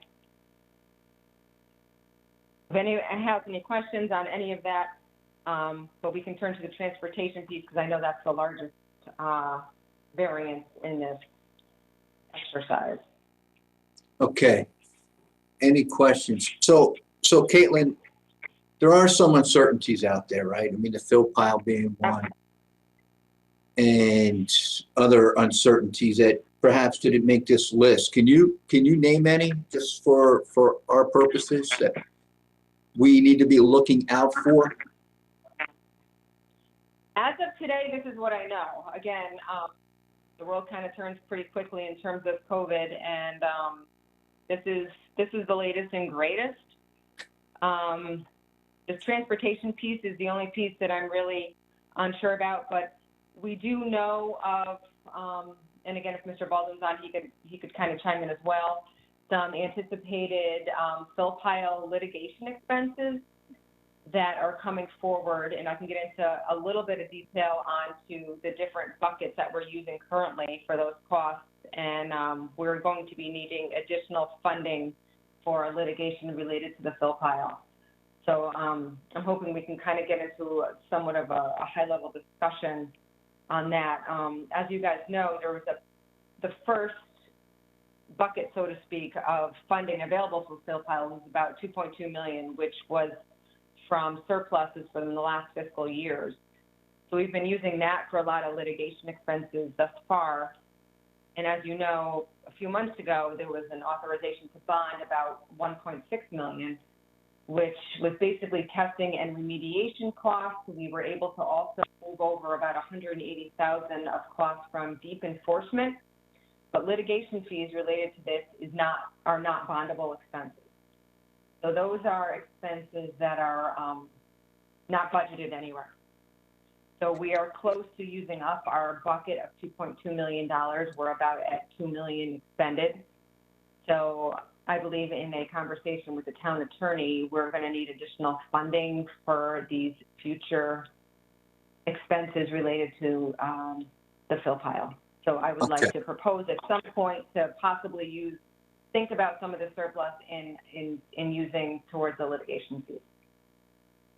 Okay, thank you for that. That's a good explanation. So here's what we'll do. We'll come back to that because I think there'll be some questions. But now that we have the screen up here on the non-public transportation, and this is in our favor, this table was sent to the finance department of our town from central office, as you said. So Mr. Smith, can you take us through this table?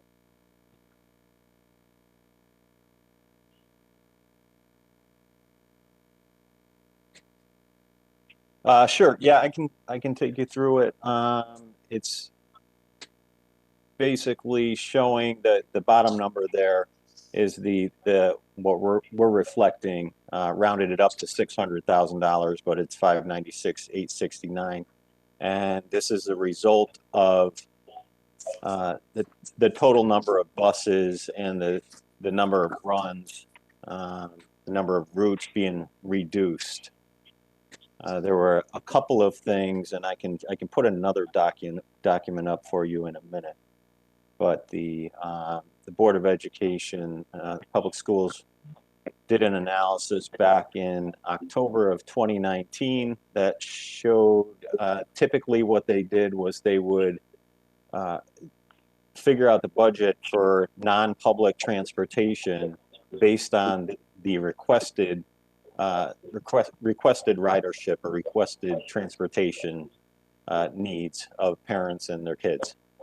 So what they did in October 2019 was kind of change the methodology and looked at instead what's the actual ridership of non-public school transportation, and that reduced the ridership significantly, and there was a corresponding reduction in the amount that that they proposed to budget based on that analysis. And so that's what this reflects. Rather than going through all the different numbers here, that's sort of the concept that you're seeing the effect of here. And there's going to be some impact of COVID as well. Here, it's hard to disassemble those two. What's the impact of the new analysis that they did, and what's the impact of COVID on ridership? So, but there is an impact, and it's big.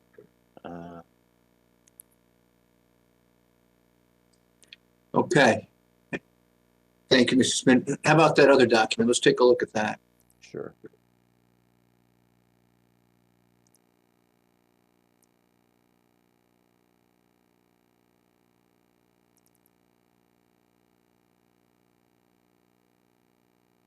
One second here.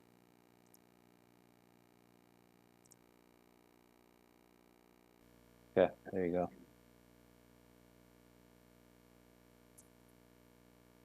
Okay, so that's what I mentioned is what this reflects, which is the sort of before the new analysis, this first column here, the 2019 total student request for transportation.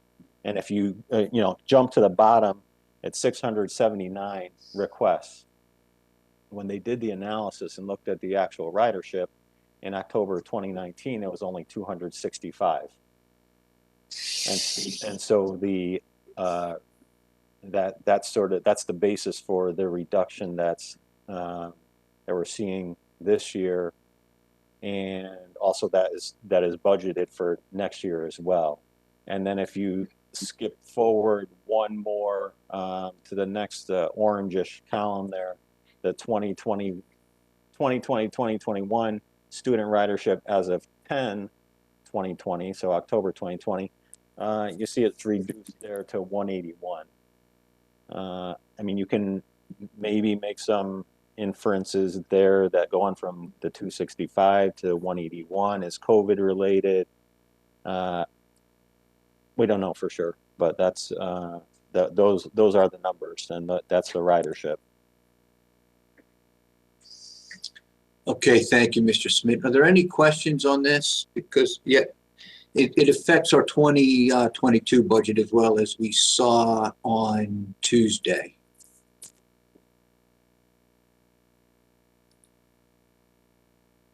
Okay, I'm seeing none. You can take this down.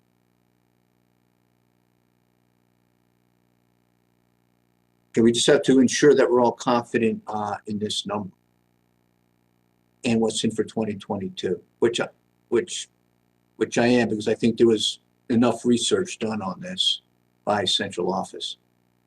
Mr. DeWitt, did you have a question? Just real quick. So Caitlin, this is a favorable variance, right? Obviously. You're on mute, Caitlin. Sorry. Yes, it's a favorable variance that's included in the 3283 at the bottom. Yep. So the $600,000. I'm just curious about one part. The second spreadsheet you showed, Mr. Schmidt, shows fuel, and through this entire budget, the fuel numbers have been going up, and I think we all know in our own everyday pockets, the fuel numbers are going up. Is it correct to say that it looks like the fuel cost is going down by 48,000, and is that just pure non-use?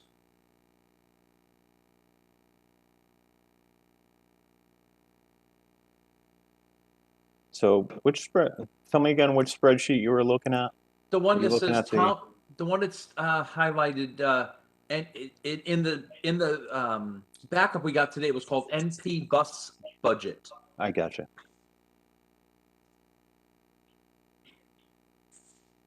There's a favorable roughly $48,000 in fuel. If that's just because we're burning less fuel, I get it. That's perfect. But again, throughout this budget, we've seen all of the fuel numbers go up, and I know this is actual year, but I'm a little surprised to see a reduction of that size in fuel cost. Yeah, I think it's because it's less buses. Would that be right? That 48 represents actual fuel usage that they're projecting for the fiscal year. So this 596 represents the actual cost versus a budget of 1209. So the favorability is not this sheet. The favorability is the difference between the budget number of 1209 and this actual 597 number. That's the 600 estimated favorable variance. So that's just what they're estimating what their fuel to be for the year, 48 or 47,792. So this is the actual budget, but in your overall spreadsheet, you have NP transportation as a positive, a favorable variance of 600,000. It has to. It's just math. 600 favorable is the 600 that's projected actual, and the budget is 1.2. So there's kind of two 600s in here. So the favorable variance, the budget is 1209. They're projecting the actual expenses to be 597. No, I got it. And the favorability is 600. Yeah, so it's 1,200 minus 600, which is 600. So it's just a coincidence they're the same numbers. Okay. Right. Okay, got it. Yeah, thank you. That makes a lot more sense. Thank you. Thank you, Mr. DeWitt. Further questions on the transportation? Ms. Charlton, are you raising your hand? Not on the transportation. I was just, if we're going to revisit the entire schedule again, I just had a question about revenue. I should have asked before, but. Yeah, we can do that. Not a problem.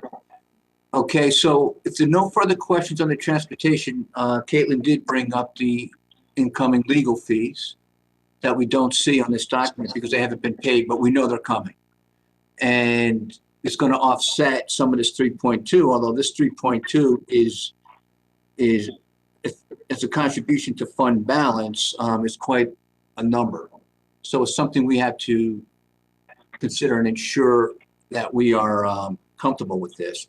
But Mr. Baldwin, our town attorney, is on with us tonight. And Mr. Baldwin, do you have anything additional to add to Ms. Bossi's statement about legal fees coming in due to the fill pile? Well, I do. Good evening, everyone. I met with Caitlin today and went over in some detail the cost incurred to date for legal fees as it pertains to the fill pile. And to date, that is roughly, approximately $257,000. And we looked at the more current so-called burn rate of such legal costs associated with the fill pile that are not covered, obviously, by the bonds. And we projected approximately $600,000. Not to play that number again, but that's the number that we estimated for the foreseeable future in all things related to the fill pile, which includes recovery costs, litigation. It includes remediation costs associated with our environmental counsel and everything pertaining to the fill pile. Okay, thank you. And that's not budgeted, obviously, right? Caitlin can speak to that, but to my knowledge, I don't believe it is.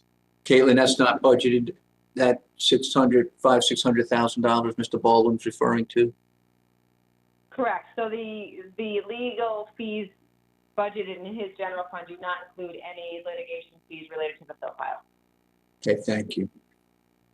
Mr. Mottola.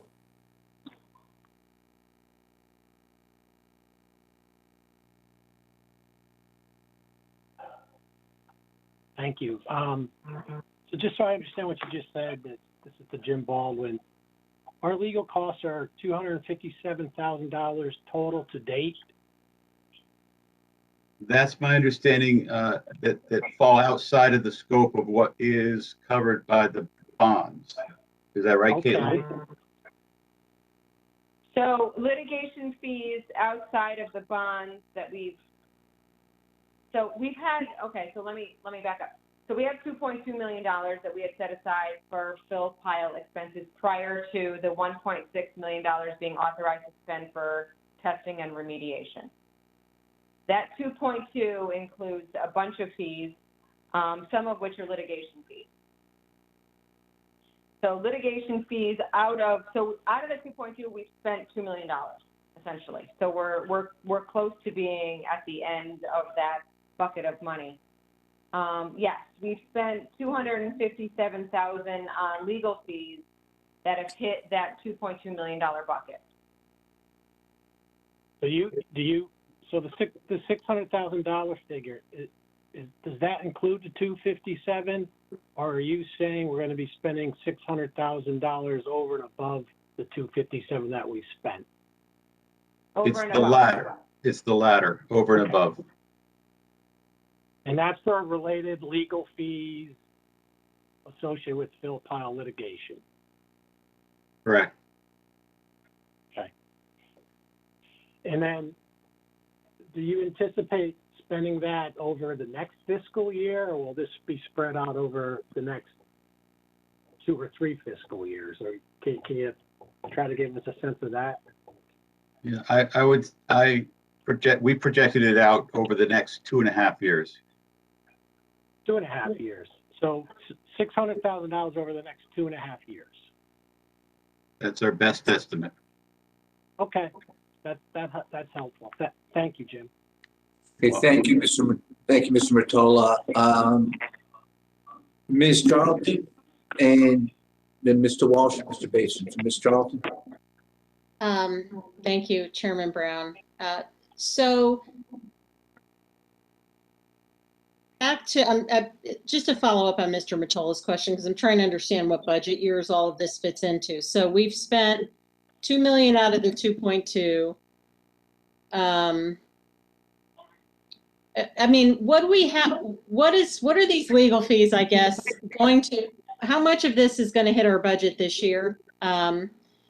In excess of the 200,000 that we have left, I guess. Does the 200,000 that we have left in the bonding, and I know we can't use bonding money for legal fees, but I don't know what we're spending on remediation and everything else. So it's, again, trying to figure out what do we need this year that we don't have available, and then if this additional 650,000 is over the next 2.5 years. I mean, is it fair to say 300,000 a year? I mean, how does that actually going to hit us? All of this going to hit us from a budget perspective is what I'm trying to summarize.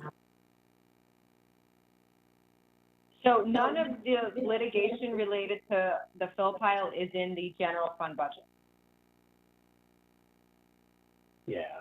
I understand, but we had 2.2 million that you said was being used for both that we carried over, that was being used for both litigation expenses and other Phil Pyle related costs. So if we have $200,000 left, is that going to carry us through June 30th is my first question. Or are we going to be short this year on these Phil Pyle related expenses? Jim, I don't know if you want to answer that. I think it'll get us through June 30 until if we decide to transfer some of our surplus over to the remediation capital account. Because what I'm trying to get to is, does any of this impact our projected surplus at this point, or is the $200,000 that we have left going to cover us through the year? That's my first question. And then if it does, then, you know, I get it, the 600 and whatever thousand that we projected, that's over the next couple of years. Yeah, I don't know exactly. I know you don't want to hear that, but I'm not sure where these numbers are right now for the current expenses up to, is it through January of this year? So we have almost 6 months remaining. And I'm skeptical that 100,000 would be enough. Whether 200,000 is enough, hopefully. So Caitlin, perhaps what we need, and we're going to have more questions on this because it's important for us to know what we need for this between now and June 30th, and then what we need to cover for the 2022 and 2023, but at least 2022. So it looks like we need a breakdown of the expenses per law firm up to now and what we're projecting for the rest of the year. Okay, I mean, I have a breakdown of what we've paid through today, which really represents through January expenses. Okay, but we know there's more coming in. We think the 200,000 will cover for this budget year that we have left, but we know it's not going to cover us moving forward. That's what I'm hearing. Right. I mean, I don't know if we want to get into executive session, but there's settlements and there's a whole bunch of other pieces to this puzzle that are happening at the moment as well that probably Attorney Baldwin can speak to. Okay. All right. Mr. Walsh?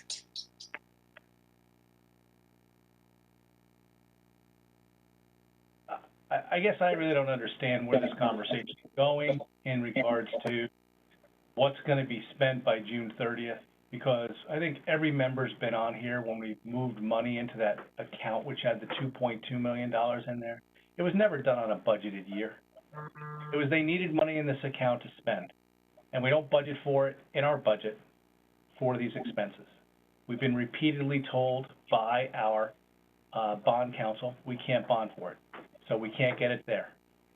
We seem to be developing quite a nice surplus. It seems to me it's time to replenish this fund. I'm shocked. I'm really shocked. I was going to ask Attorney Baldwin privately, like, how isn't this fund out of money yet? Because all this litigation's going on with trying to work with the state on remediation plans. We're trying to work with trying to collect some of this money from other people and other insurance companies and other things like that. So we've normally dumped money into this thing when we've been talked about and told, even with the previous administration, when they were in the heat of the battle on this, they asked us to put money in this fund blindly. They said, please put it in there. If there's any money left over, we'll turn it back over. So I don't see why this is a big problem that we put some money into this account. It's clearly running out of money. We have, I think the easiest way looking at these surplus numbers is we seem to have found $600,000 of what I think is found money, and why don't we just put $600,000 into it? If there's any money left at the end, we'll take it out. But we were never budgeting for this. That was always explained to us. Even with the Tetro administration, they explained that to us. You know, it goes back to the Geddes payments, that he needed money in these accounts to get stuff done and testing and all sorts of stuff and litigation costs. So this is not a budgeted item. It seems to me we're getting a presentation that we're running out of money in a fund and there's a surplus, and we just got to be prepared that maybe we should use some of the surplus like we have done the entire time and drop it into this fund. Am I missing something? No, I think that's what we're saying. The question is how much, and you know, for this year and then for next year that we could put. What we did was we put it into the debt service reserve, right? And we took it out of there as we needed it. And so the question is, when do we need to do that again? And that's kind of where, at least I'm driving at. I think what we're trying to drive to over the next couple of years. We have legal fees that we didn't know about. So yeah, it'd be time to move money into whether the debt service fund or whatever fund we want to move it into. And it will come from this, from the fund balance. Ms. Charlton? Well, let me go to Mr. Basin, who hasn't spoke for yet, and then I'll go to Ms. Charlton. Yeah, thanks, Jim. Can you hear me? I can hear you. Okay. All right. I thought I was following the conversation. Maybe I'm not. I agree with what Jim Walsh said. That's where my sentiment is. To Caitlin, I just want to make sure the bond, or I don't even know what I'm calling this thing, the 2.2 million, these legal fees that you're referencing, how much legal fees have come out of the 2.2 million that is attributable to legal fees, I should say? Okay, so that 2.2 is not bonded. So that 2.2 came out of surplus over the last couple fiscal years. Out of the 2 million that's been spent, 257,000 of it has been attributable to legal fees. 257? 257, yeah. Okay, now that is, now I just want to make sure that I'm clear that is strictly attributable to the Phil pile, because when I look at Baldwin's budget, legal services, his budget last year was 585 and we have 184 left. All those expenditures have nothing to do with Phil pile. Correct. So every legal fee that we get is broken out by case matter, and anything related to the Phil pile gets expensed over to that $2.2 million bucket, and everything else hits legal fees. Okay, so you're saying out of that 2.2 million, we've spent 2 million, so there's 200,000 left. So we're trying to figure out if that 200,000 is enough to get us to June 30th with what Mr. Baldwin might think are additional legal fees, but we don't know that answer. Yeah, I can add to that. First of all, that's only through January. I wouldn't be surprised if we've already incurred, a substantial amount of the legal fees since then, upwards of $100,000. The way that things have been going, we kind of ramped things up legally. I won't get into details with you now about it. I can do so later.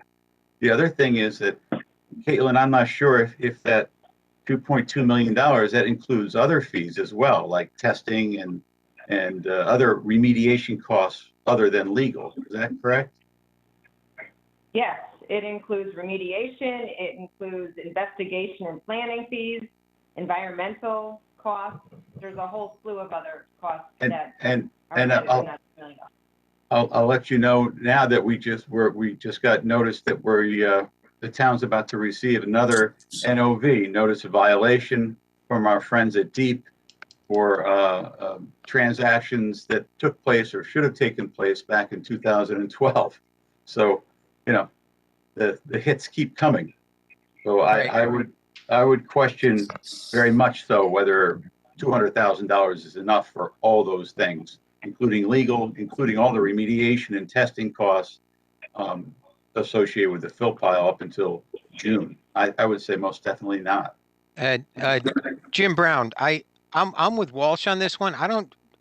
In the interest of expediency on this issue, I don't see this right now as a budget issue. I see this as, what Jim was saying, that, possibly impacting, our fund balance or surplus if we decide to transfer money looking forward, in our next meeting or, whenever we close out the year. So from a budget perspective, I'm not seeing anything that's rattling my tree here, but, when it comes to contribution to surplus and fund balance, yes. So I don't know how you want to handle this right now. All right, thank you, Mr. Basin. We'll come back around. Ms. Charlton? Yeah, I mean, and just to be clear, I don't really disagree with what Jim Walsh said either. I'm just trying to, I think the purpose for the questions is we're trying to understand what impact this is going to have on our surplus. We just had an analysis that showed a surplus of 3.2 million, but it's not 3.2 million because we haven't, accounted for all of these costs. And as far as budgeting for them, the only reason we're not budgeting for them is because we have a surplus. If we didn't have a surplus, we would in fact be budgeting for them. So assuming that surplus materializes the way we think it does, for me, I'm just trying to understand what that is. I do think it makes sense to the extent we have a surplus to put away what we need. And so what I'm trying to understand is what, what is that? And then what does this projected surplus actually look like? It seems like we have enough information now to do that, but we just haven't reflected it in that analysis. And the reason for the years is because, to the extent that we're going to actually incur this during the year, that is a true, that would be a true reduction of the surplus. It's not just taking surplus and sticking it in an account. Those are going to be expenses where we will be over budget this year. And we just haven't accounted for that. So I think we're on the same page, but I think that's the reason for these questions is we're trying to understand in the context of fund balance, what do we think we're going to be putting, what do we think we may end up with this year? And I think there's still a lot of unknowns to that because quite frankly, I have other questions on the revenue, which we can get back to, but, and the tax collections. So I think we're on the same page with this, but. Not, Ms. Charlton, I agree. I think we're on the same page.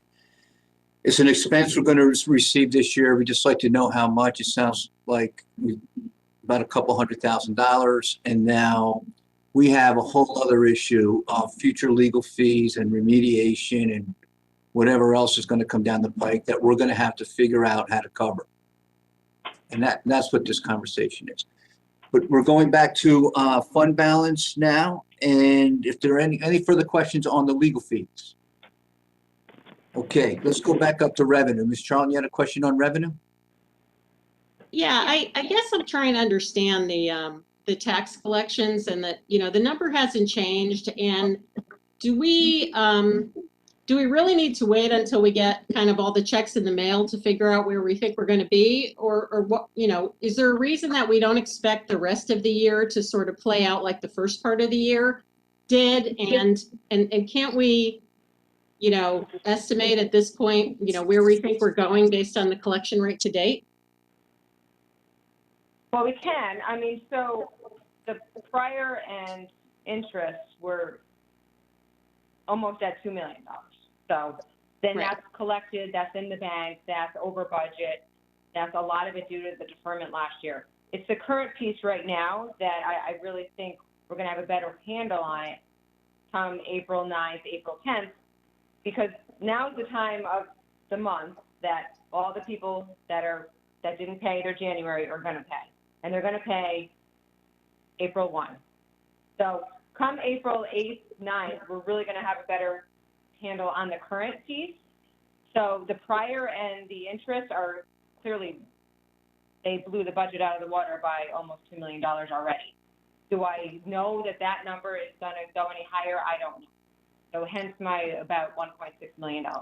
I mean, I get that we don't know. I guess I'm just, I feel like the basis to project it would be kind of what we've experienced thus far. What we've done is we've just counted what's in the bank at this point, and we've said, even though we've been over this year, the rest is going to go exactly according to plan. So I don't know if I'm thinking of it wrong, but it feels like there might be some upside in that number that we're not reflecting. And even if we don't want to put it down on a piece of paper, it's good to know that. I mean, it could be. We are 1.4% under where we were last year. So that's a concern to me. So I didn't want, and that's $4 million. So I wasn't going to think that current was going to be blown out of the water due to being under by 1.4 million. It's a large number. So I'm kind of leaving current right now till I know how this deferment ends. But you're comparing to last year versus our budgeted collection rate? I mean, where are we on our, I'm comparing last year to this year. So I have a report from the tax collector telling me where I was, and that was at the end of March. That was March 31. So we're comparing March 31 to March 23rd. So there's also a week.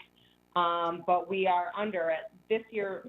And again, there was deferments last year, so it's kind of hard to say. But if I look at March 31st of 19, we were at 79.74.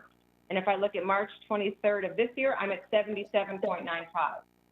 So I'm clearly well under on the current piece. So I really would like to wait a week or two on that. But knowing that I'm up almost $2 million on prior interest, that's where my variance ended on this sheet. Yeah, and I guess, and I hear you, and that's fine. The number that's going to roll into this analysis is not this year versus last year. It's this year versus the budgeted collection rate, right, which we took down from last year. So that's kind of the comparison that I was asking about. Okay, that's it. I'm good. All right. Okay. Thanks, Ms. Charlton. Further questions on this document? Okay, seeing none, we're going to turn it over to Mr. Walsh to get an update from the Fund Balance Committee. Mr. Walsh? All right. Well, we met on Monday in the evening, and I would like to thank my committee, Mr. Mottola and Mrs. LeClaire, for on short notice being able to make that happen. We also had Matt Spurndell from Phoenix Advisors, who helps us with our bonding and working with the credit agencies at the meeting, and so we had Mr. Centofanti, our independent auditor, there. Mr. Centofanti, I'm just going to kind of go through this kind of quickly, some of his points, and because I know we have a lot to do tonight. So Mr. Centofanti did advise us that the Government Finance Officers Association, the GFOA, has a best practices on fund balance. Their last one was in 2015. Basically, their recommendation is that you keep 2 months worth of operating expenses and or revenues. Ours are basically the same since we have a balanced budget as a fund balance. Our fund balance stands at approximately, I think it was $34 million, give or take, 34,819, so almost $35 million. Under this GFOA best practices, to get to 2 months of operating expenses, we'd have to increase our fund balance about $18 million to $52 million. It would put us over 20%. So that's clearly not going to happen anytime in the near future. But he did tell us that, generally, communities are going, depending on the community, between 10 and 15%. Because of our susceptibility to natural disasters like hurricanes and ice storms and other things like that, we'd probably be on maybe a little bit on the higher side on that kind of range. But that was basically it. Mr. Spurndell gave a little bit more information that was kind of interesting. As I told you, he works with our credit agencies anytime we do bonding. And he went into that. The credit agencies look at various factors, numerous factors in regards to coming up with whether you stay at AAA and weight them differently. But he did say out of all the various metrics they look at, one of the biggest ones they look at is fund balance, because it's one that you as a municipality can control. That you make a decision about that on a yearly basis on how you want to control your fund balance. You can increase it, you can decrease it, whatever. So he said it's, for some reason, there's a special emphasis on that, on fund balance. What else did he say? He said, we talked about having been down at the 5s at one point in time during the Flato administration, when Ken was telling us that we should be at 5%, and how that changed over time, and that he sees us at 11 now, and it is a lot easier when he goes to credit agencies to sell us as a AAA, and it's a lot less of an argument because they see that we are committed to our fund balance. There are not many communities, he stated, that actually have a budgeted line item for fund balance. And he says that having it be at 11%, seeing that if we do fund it, we do take it seriously, and that we have a policy in place to do that, are all positive things for us and make it easier. We did talk about what would happen if we didn't do anything for this year, if we brought it down to 0 or something else like that. He says if there's a material difference, it's going to have an effect. It's going to take longer to get through credit. It's going to be a lot longer credit argument in the closed committees than happen right now. But that was pretty much it. I did want to talk to you about this chart that the Finance Committee prepared after looking at the CAFRs of other communities, because it kind of puts us, it ranks us kind of like within our own AAA communities in the state of Connecticut. As you can see, we're standing at 11% right now. We are in the bottom third still, after a lot of work for 10 years, basically. to get us from 5% up to that 11%. And despite that, we are at 11%. I will say that, you know, when I started working on this policy, we looked at the 2013 numbers. We were in second to last place. Greenwich was the only community behind us. But as everyone, Mr. Sperndell and others told me at the time, it didn't really matter what Greenwich was. They didn't need a fund balance because they didn't do bonding. They didn't have any bonds on there. At that point, they didn't have one bond. They didn't have any debt at all. They paid for schools with cash. So they didn't need a fund balance. So, but Greenwich has now moved up. If you see the list, Greenwich now has a fund balance of 9.5%.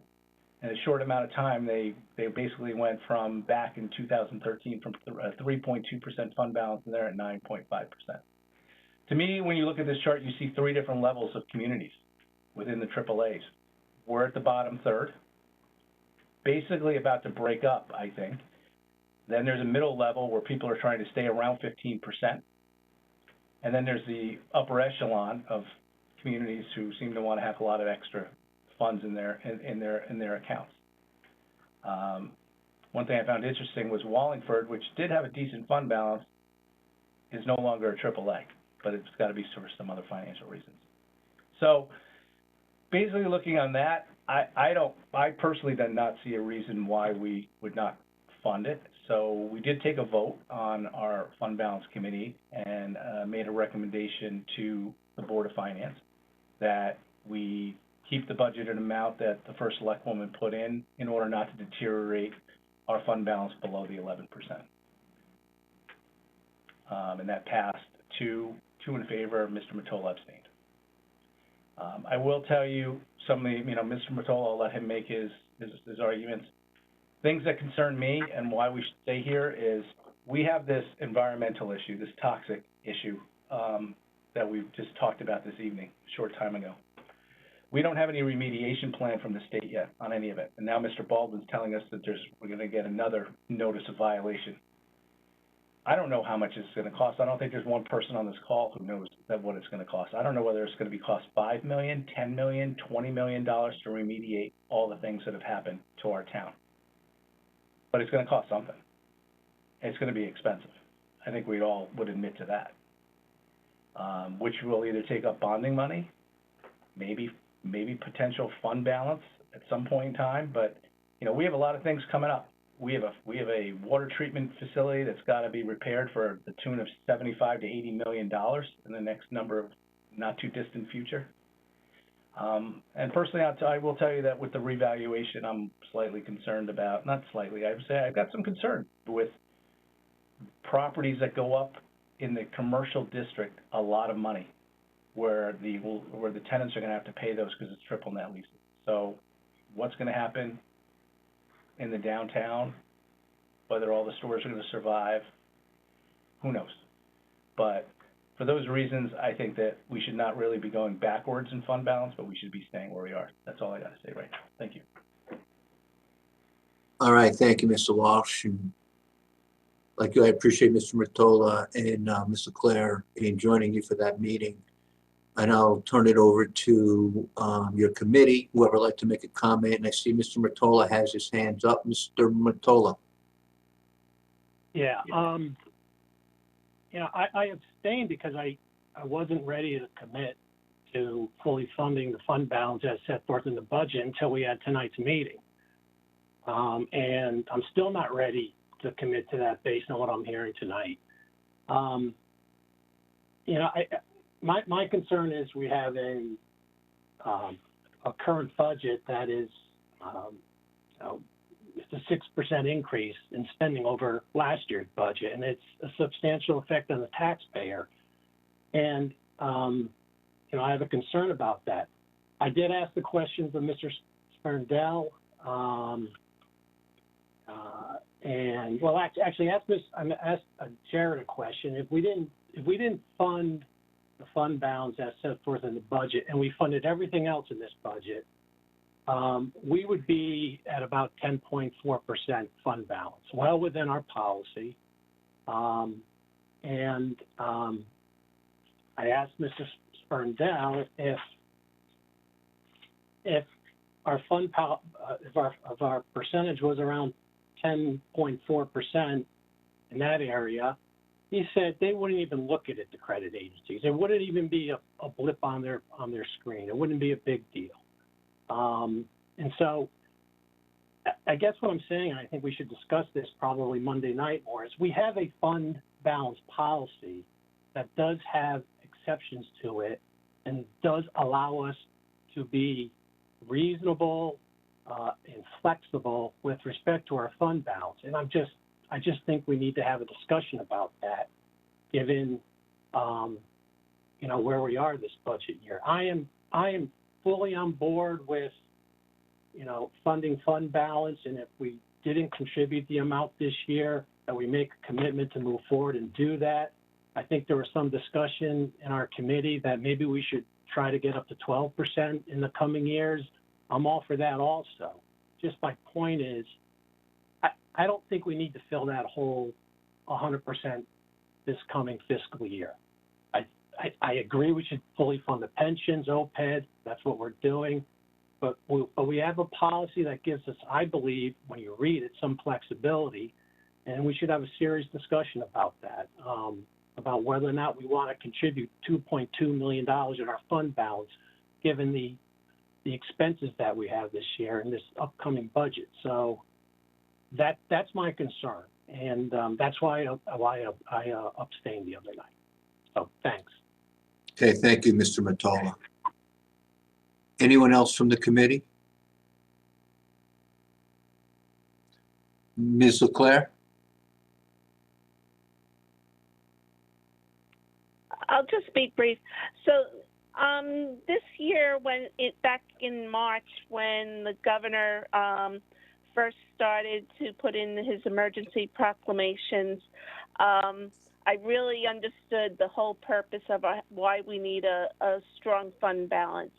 And that was when people can't make their tax payments, and we had enough cash that we didn't have to go out and borrow money.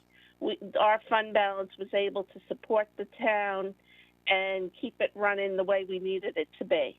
And things weren't as bad, that people did end up paying their taxes when they had to, so that worked out in our favor. But we had the ability to be flexible, and I think that's a very important thing to look at. Thank you, Ms. LeClaire. Back to you, Mr. Walsh.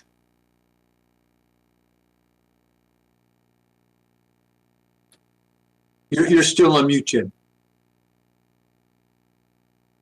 John and Mary made some really good points the other night. I agree with John. I don't know whether tonight's the night to really get into it with all we got to cover. Monday might be the best night for us to kind of all circle around and see whether we could find some middle ground. We could all spend 2 hours on this right now, or we could just use our time on Monday to kind of go through it. Thank you. Yeah, I'm in agreement. I think we should hear the rest of the night out and take a look at the budget over the weekend, come back on Monday night and have our discussion and see what we come up with. Mr. Walsh? Mr. Brown, I also think that I want to digest some of these numbers on the projected surplus a little bit over the weekend to think about it, because I think we've all have ideas on stuff like that. So it might be a best time on Monday. Yeah, I agree. I don't want to get into whether what we should do tonight, what we shouldn't do tonight. I think what I like to do is the committee has made the report.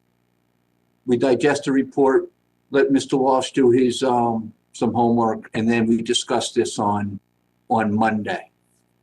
Okay, because it's correct. This is a big deal for us. The first selectwoman did the right thing by putting this in there in our budget, because this is what we asked her to do. And she fully funded OPED, she fully funded pension. She has money in there in contingency. These are items we need to discuss. We're in agreement with OPED and pension. Fund balance, it looks like we want to have a discussion, but I don't want to get into a bunch of details tonight. So if we have comments, I ask that they're brief and to the point. So Mr. DeWitt and then Ms. Charlton. Thank you, Mr. Chairman, Chris DeWitt. Mine's real brief. The current policy, Mr. Walsh, what is the percentage that we're aiming to be at? The current policy is 7.25%. Oh my gosh. To 11, after 11, we can make a decision if we so choose or let it grow, but we could also make a decision if we wanted to use anything above 11 towards the internal service fund, if there were problems there, the debt payments to specific projects, or to support lowering taxes. Now, to me, and I think we all talked about it, John brought it up actually, we talked about that policy may need to be changed. That was formed in 2014 when we were at 5.3% fund balance. We made it a priority of our board to kind of increase that, and we have gone from 5.3 to 11. I believe the floor needs to be brought up. I think the ceiling needs to be brought up a little, not a lot. But I do think it's time that our fund balance committee, maybe over the summer when things slow down, have further conversation about those things. And I think we all agreed that we should talk about it. Thank you. Yeah, thank you for that. I just wanted to make sure we're in compliance with the policy today. So thank you. Yeah. Ms. Charlton. Yes, quickly. First, thanks to Mr. Walsh and Ms. Leclerc, Mr. Matola for doing the work and having the committee meeting. This is an important topic, and that's all important information. I guess my only question about what was presented to us is, and if we didn't get this information, maybe there's a follow-up before we have our next discussion on this on Monday, is I think any data that we looked at with other towns would have been through the last CAFRs, which was last June 30th. And so what that would not have included is any towns that took money out of fund balance as part of the pandemic. So last year we did not take any money out of fund balance. We didn't put any in, we didn't take any out.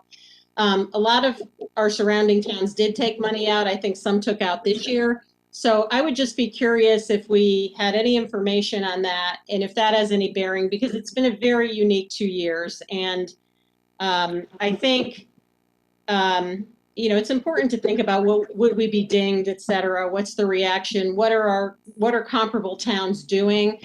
And I think, we did some unnatural things last year, and a lot of other towns did some unnatural things. They just did it in different ways, including using fund balance. So it would be helpful, I think, to understand if that, how that gets viewed, and if that indeed is just sort of a blip that everybody kind of expects. It was a tough couple of years, so some towns dug into fund balance and everyone's moving on, and maybe they're lower than we think. So maybe just something we can follow up on to have some additional data points for our discussion next time. Thank you. Okay, thank you, Ms. Charlton. Any further questions on this topic? Okay, thank you.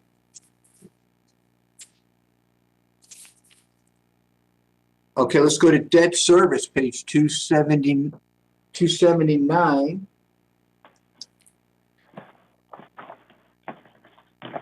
Okay, just a comment before we turn this over to Ms. Bossi, which I'll ask Ms. Bossi to go down through these line items. Last year, in the debt service reserves, we had $2.3 million. And again, to lower our tax rate based on COVID and based on our situation, we withdrew those funds to assist the taxpayer to get through this current year. Okay, and you'll notice that in the debt service reserves, it shows 0 because that's what we did. And I think we did the right thing under the circumstance. So with that said, again, to page 279, Ms. Bossi or Mr. Schmidt, could one of you just take us through this budget item? Sure, I will. Again, it's a department you guys are familiar with. A lot of these numbers come straight from what we call our waterfall chart. But we can start at the top, being the estimated cost to market bonds. We've been budgeting about $100,000 a year which really represents the cost to the general fund of, there's a bunch of fees that go in there. We got our rating agency fees, we have our bond counsel fees, we have our financial advisor fees. I do allocate out a large chunk of those fees to the capital projects on a allocation basis, depending on their percentage of each bond that I issue. But this 100 really represents the cost to the town of the non-recurring capital piece, as we don't budget for bonding costs within our non-recurring capital funds. The next set of numbers, the principal due on long-term bonds, again, comes straight off the waterfall chart, the almost $8 million. The use of bond premium comes from our debt service fund. So what happens there is we receive premium every time we issue a bond, and we have no idea what that premium number is going to be until we issue the bond, which really is the difference between the gross interest cost and the net interest cost. So we need to use that premium within 3 years. Our bond counsel said that's the law. So we take our premium, we divide it into 3. That 883 represents 3 years worth of bonding premiums from the last 3 years, which makes our net principal due that's 16.8, almost $9 million. The next piece is really the interest piece related to the bonds. Again, the 5.7 coming straight off the waterfall chart. What we do every year is we estimate, we have biennial interest payments. So when we issue bonds come July, we're going to have an interest payment due in January. So we estimate what that is, and that 326 represents the actual amount that we had from last year's bonds. So we use that amount as an estimate to go forward. So we have about $6 million in interest due. The 792 is the pay down on our bands. As you guys know, we use short-term notes to do anything of a short-term, and we take 5 years and we take 20% every year. So that 792 again comes right off the waterfall chart. The next piece is the interest due on the bands. What we do here is because a band is a 1-year note, we actually budget the net. So it's a 347, we receive premium of the 281. So the net interest due on the band is the 66, again, right off the waterfall chart. The last piece is the Clean Water Fund of 1767, and I think that's up in the next year or two. That represented a 20-year bond as well. So we have principal of 17, interest of like the 22, grossed up to the 1767, giving us a total debt expense of the 25.6, which is again almost $2 million more than last year due to not using any more reserves for this org in fiscal 22. Anyone have any questions? Thank you, Ms. Bossi. Mr. Bateson. Yep.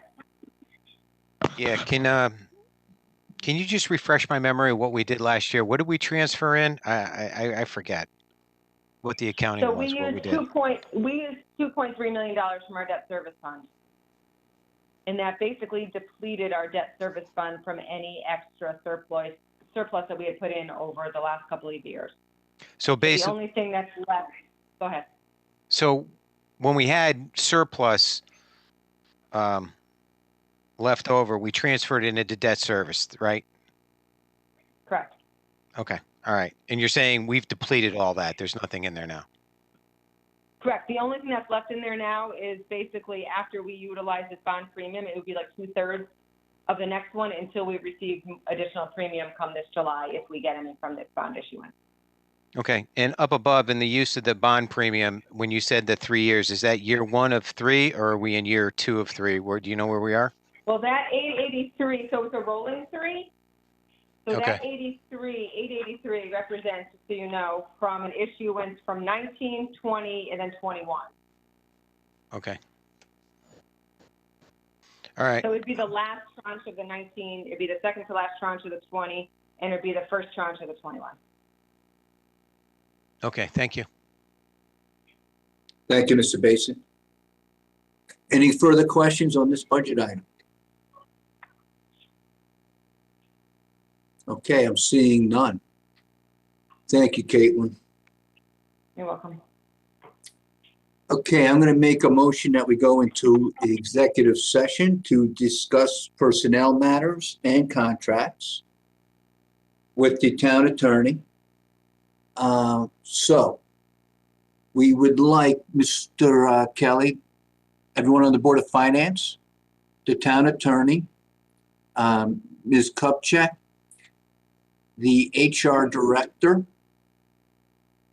Mr. Bremer, are you coming in with us? Okay, Mr. Bremer. And I don't believe I missed anybody. So can I have a second, please?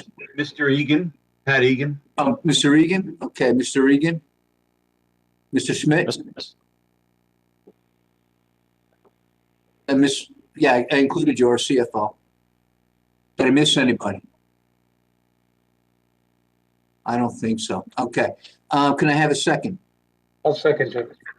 Thank you, Mr. Testani. Okay, we'll go into executive session. Mr. Kelly?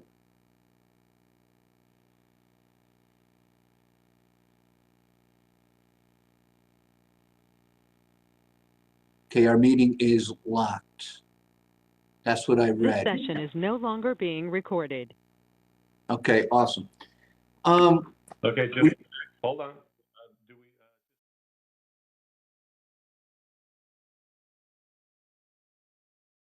I'd like to make a motion to come into public session. Can I have a second? Mr. DeWitt? All those in favor, say aye. That's unanimous. Okay, the next budget is a legal budget, and we have the town attorney, Mr. Jim Baldwin, with us. That is on page 78, 79. So who will speak to this budget first? Would that be you, Mr. Baldwin? Yes, I'm prepared to speak to it. First, let's look at this year's budget, which was 585,000. And in speaking with Caitlin, I believe that we're kind of on track to hit that number or something close to it. And I think that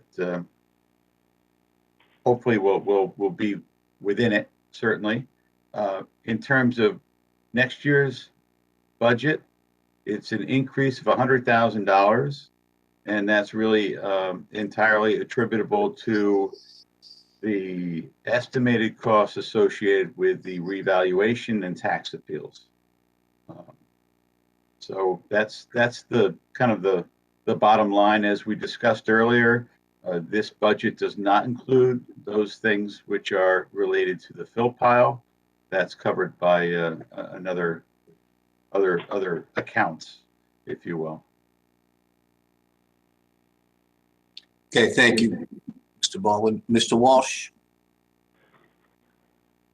Just to speed this up, that $100,000 is consistent with what other town attorneys have requested in years of revaluation. And it's a large number of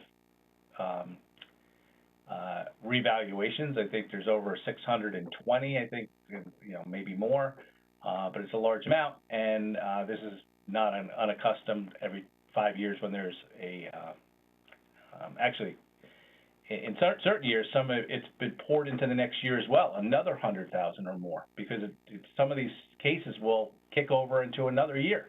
So, I just wanted to give everybody who hasn't been around a background on that, so we can kind of get through that part, the 100,000. Thank you, Mr. Walsh. Further comments on this budget? Ms. Marmion?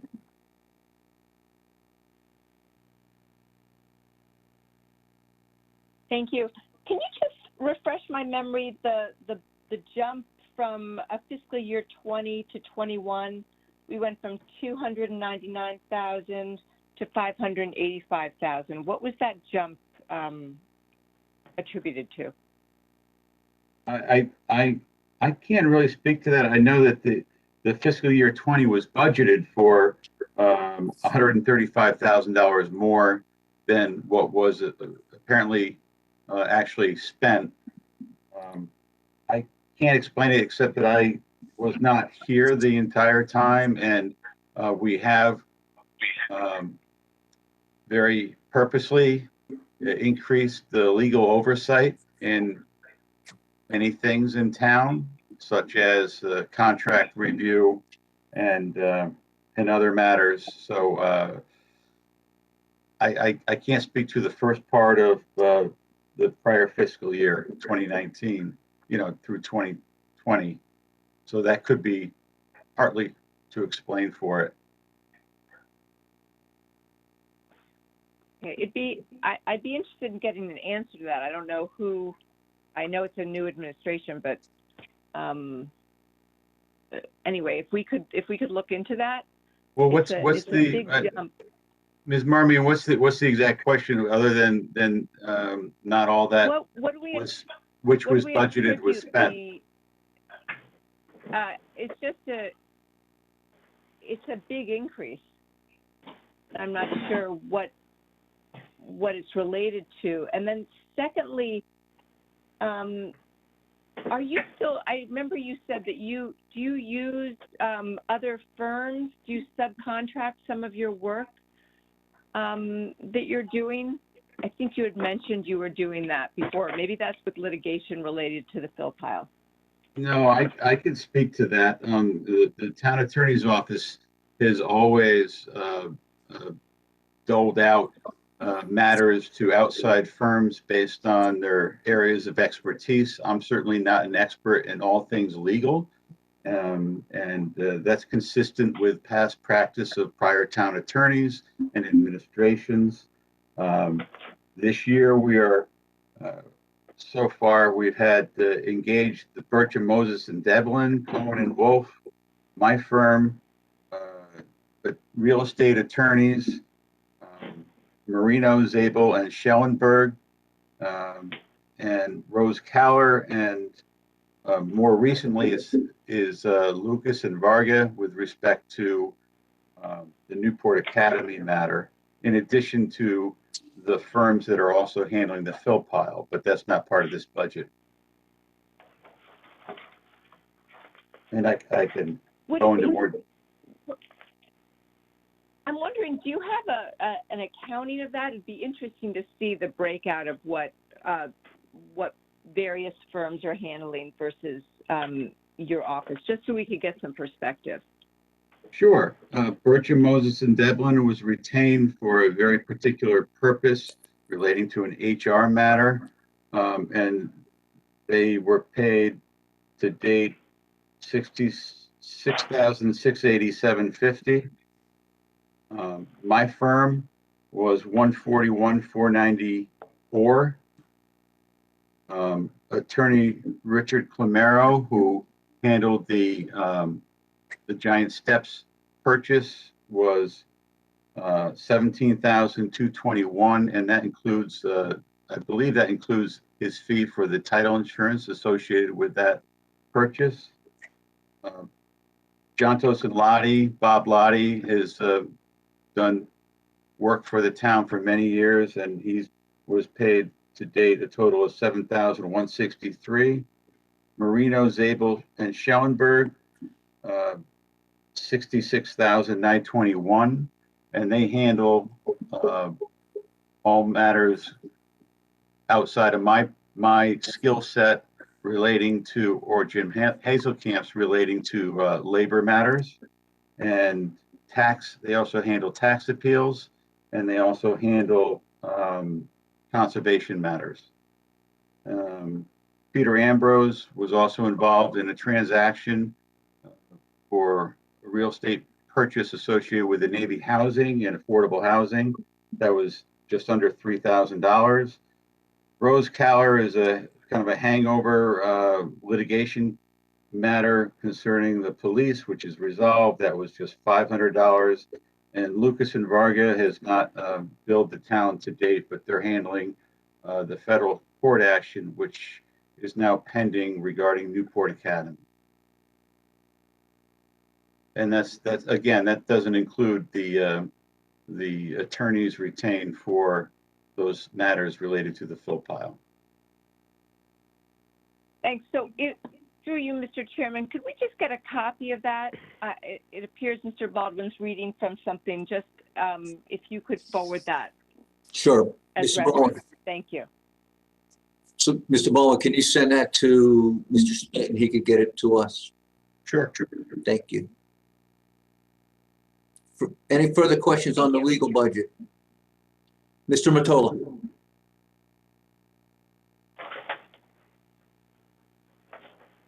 Hey, Jim, do we have an assistant town attorney? I know the charter allows one, but we don't have one, a person, right, who's a assistant town attorney? We do not, and part of the reason being that there's a requirement that the assistant town attorneys also be residents of the town of Fairfield. And that's that presents a hurdle, and it's really just a matter of title.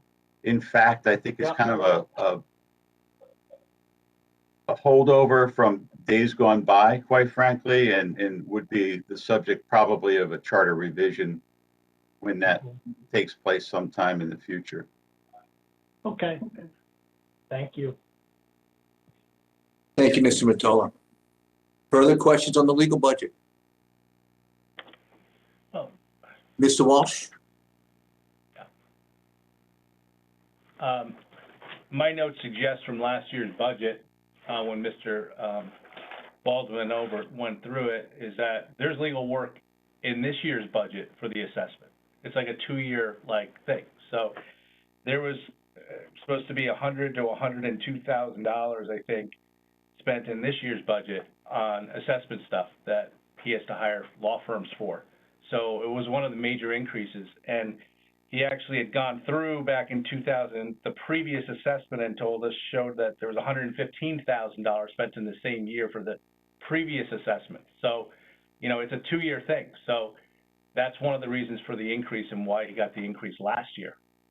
So in his last year's budget. And you could probably go back on FairTV and watch that discussion.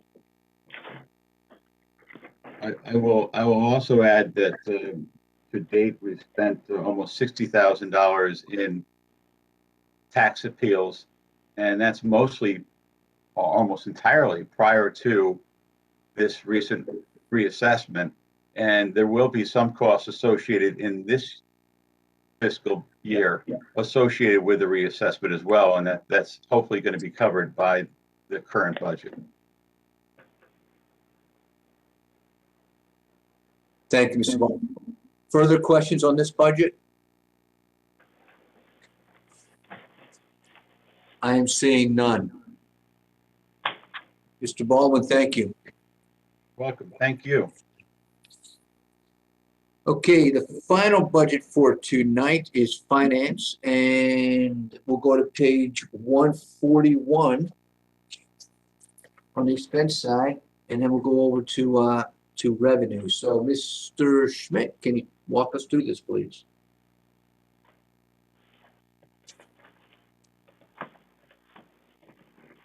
All right. There's not a lot of change here.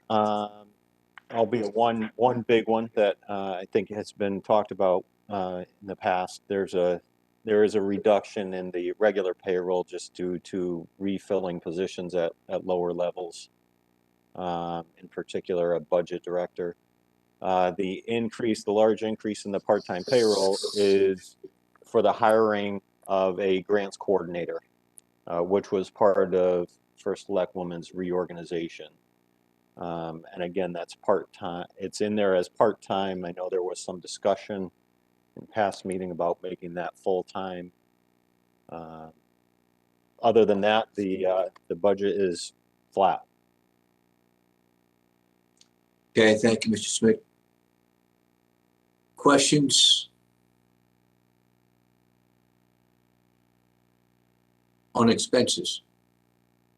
Ms. Marmion.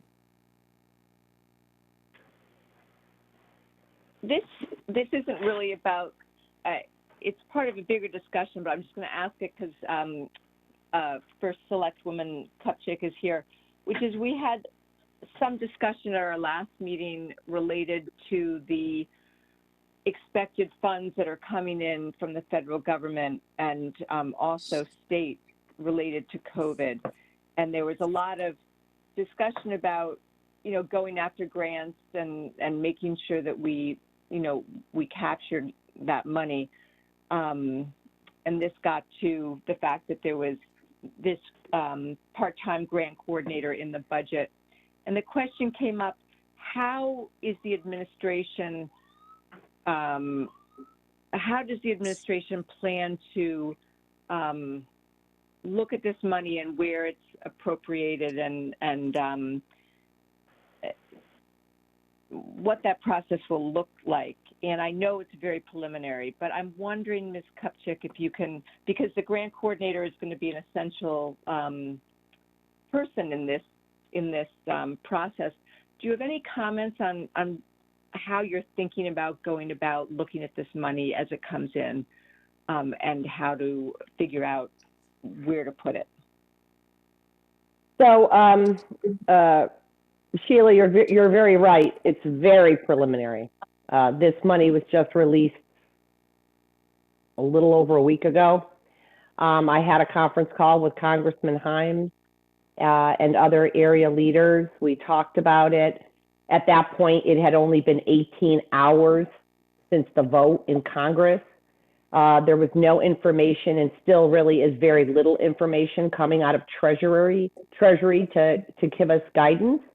What we do know, we've given some information, is we cannot use it for operating at all.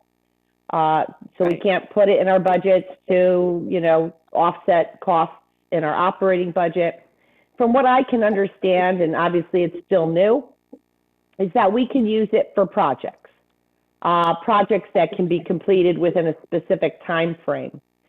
So we have been analyzing this and meeting together and trying to go through everything we have with Bill Hurley for bridges and traffic things and all kinds of projects. Rooster River, there's a whole host of things that we have a lot of design work already done on, and we have a lot of good information which would make them good candidates for things of that nature. But we're still just right now assessing all of our things. Mr. Marsilio has been working in his department to pull together all those projects. And so we're just putting together a list, and we're working with Congressman Himes, Chief of Staff. I spoke to him twice this past week. And hopefully we'll have our list put together and we'll come up with some ideas of how we're going to move forward. But I'm assuming for the most part it would be for things that we all know we need or have already spent design money on, important infrastructure things, which I think will be able to overall reduce our debt, our bond, if we even have to pull some things off, excuse me, the bond list that we already voted on. That could be helpful, reducing our indebtedness. But there's also a lot of projects that haven't been put on the bond list, but mostly would be waterfall things. Does that help answer your question? It does. It does help. It's just as we look at this budget, I understand we're not applying the funds to this budget, but as we look at projects in this budget, the question arises as to if we reduce some of those projects in this budget with the understanding that they could be funded in the future. It's just, that's kind of, I think, what's going through some of our heads. So I wanted to get your perspective on the way your administration is thinking about this. Thank you. Right. I don't know which project you would be referring to. Projects, I'm talking more along the lines of things that you voted to bond or items that are on the waterfall that aren't anything included in this budget or even on a bonded list. So, potentially, like, for example, I said to Anthony today during a totally different meeting, an emergency planning meeting, that maybe we would pull that $150,000 that you guys were talking about using for surplus, potentially seeing if this would meet the criteria of being able to be included. So we're just having those, initial discussions, but mostly it's waterfall stuff or bonding things. I appreciate that, and that's exactly, I think, Anthony's or Parks and Rec, the strategic plan. That's the kind of thing that I think we might be wanting to look at. So thank you for that. Right. Just the trick is we're not quite certain yet if that's something that would be applicable, that we would be able to use it for that. But we're still checking. So we're thinking about it. We're hoping. Okay, thank you, Ms. Marble. As soon as I have more information, I'll definitely share that with the chairman, and he can share that with the board. Yes, thank you, Ms. Kupchak. I think once you have more information, we can, as multiple boards can get together and talk it through and see what the possibilities are. We can't now because I don't think you know. I'm not sure who knows. But it is something that we know is coming, and we know we can use it for some projects, like you mentioned. We think for infrastructure. I agree that some of the items that we've agreed to bond and those projects are approved, we can look at that. And look, we have waterfall both on the Board of Ed and for the town that goes out 10 years. So we could take a look at that. So we're looking at basically like $25 million potentially for the next 2 years. But there is criteria, you know, we have to make sure that these projects fit that criteria, not only in terms of what they allow, but also timeline.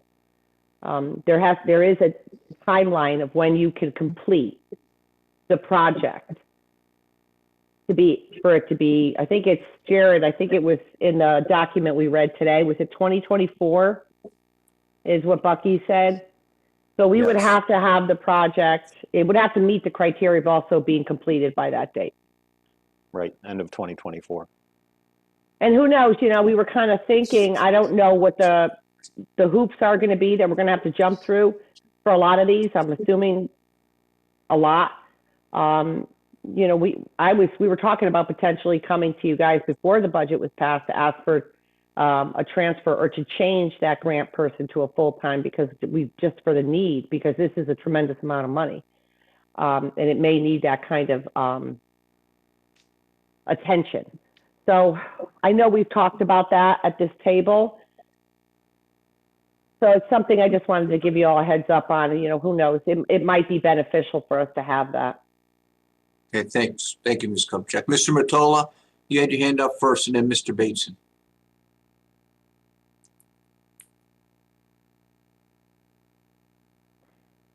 Yeah, all I'm going to say is, and I don't think we're going to get an answer. I would love to know if some of the capital items in this budget, police vehicles, those types of things, can we use any of that money to pay for that, which would offset this year's budget? And I don't think we're not going to know that by Wednesday. Maybe the RTM will have a better idea in a month or so, but that's all I wanted to say. Thanks.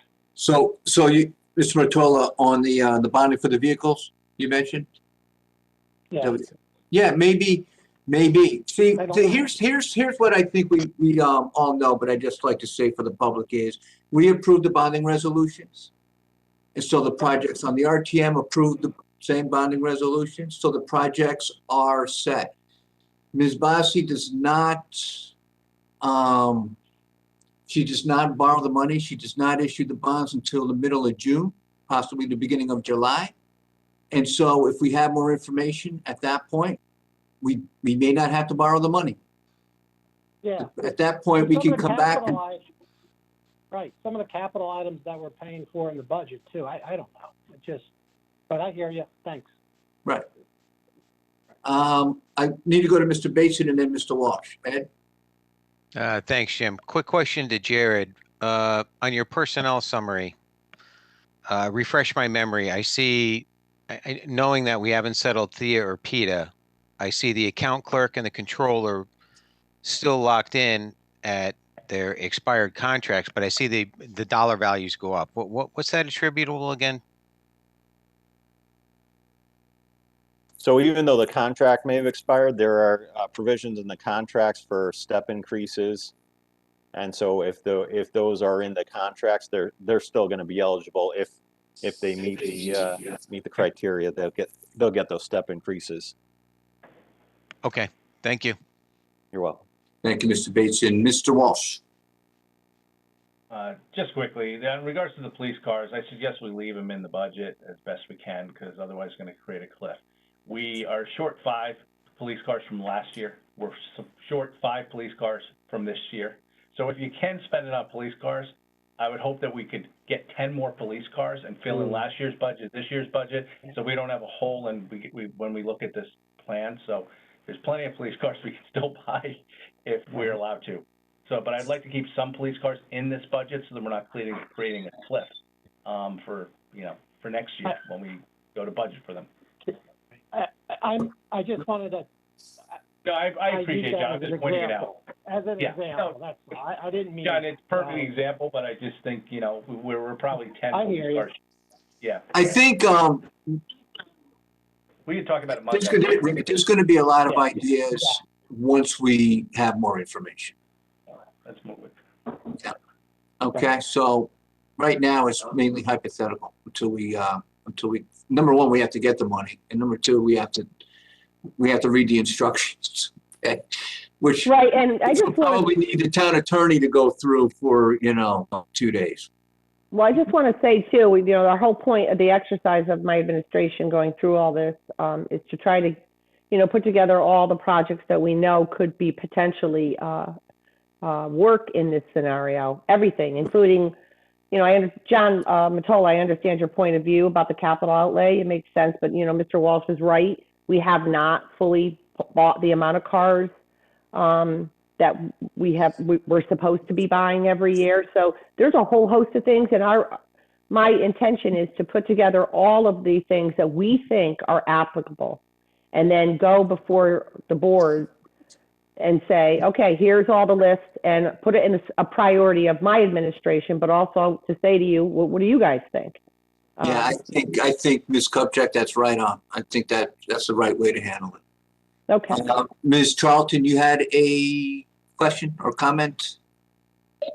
Yeah, I mean, I agree with what everyone else said. I think Mr. Walsh's point is a good one. I don't think we want to create cliffs in the operating budget, but I do think it's a good idea, and it sounds like Brenda's already doing it, is to identify not only waterfall things, but things in this current budget that are non-recurring. Like we have a new website in our budget, we have this Parks and Rec thing.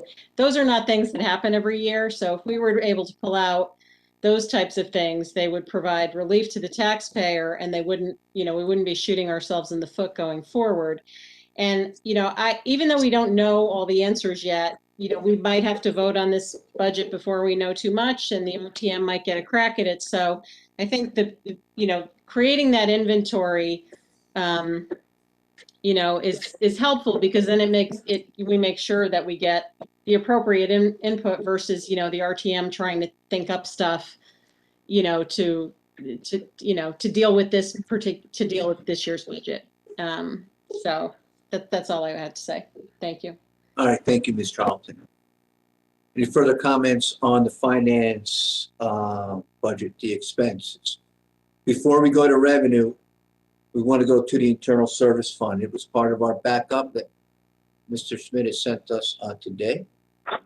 So either Ms. Bassi or Mr. Schmidt, can you just walk us through this table?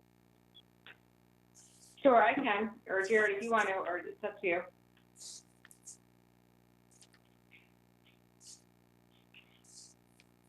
Caitlin, I'm going to put it up on the screen, and you can go through it. Okay. All right. I'm gonna, Caitlin, before you start, I'm just gonna say to everybody, I've got a really early morning appointment, so I'm just gonna sign off. And thank you very much.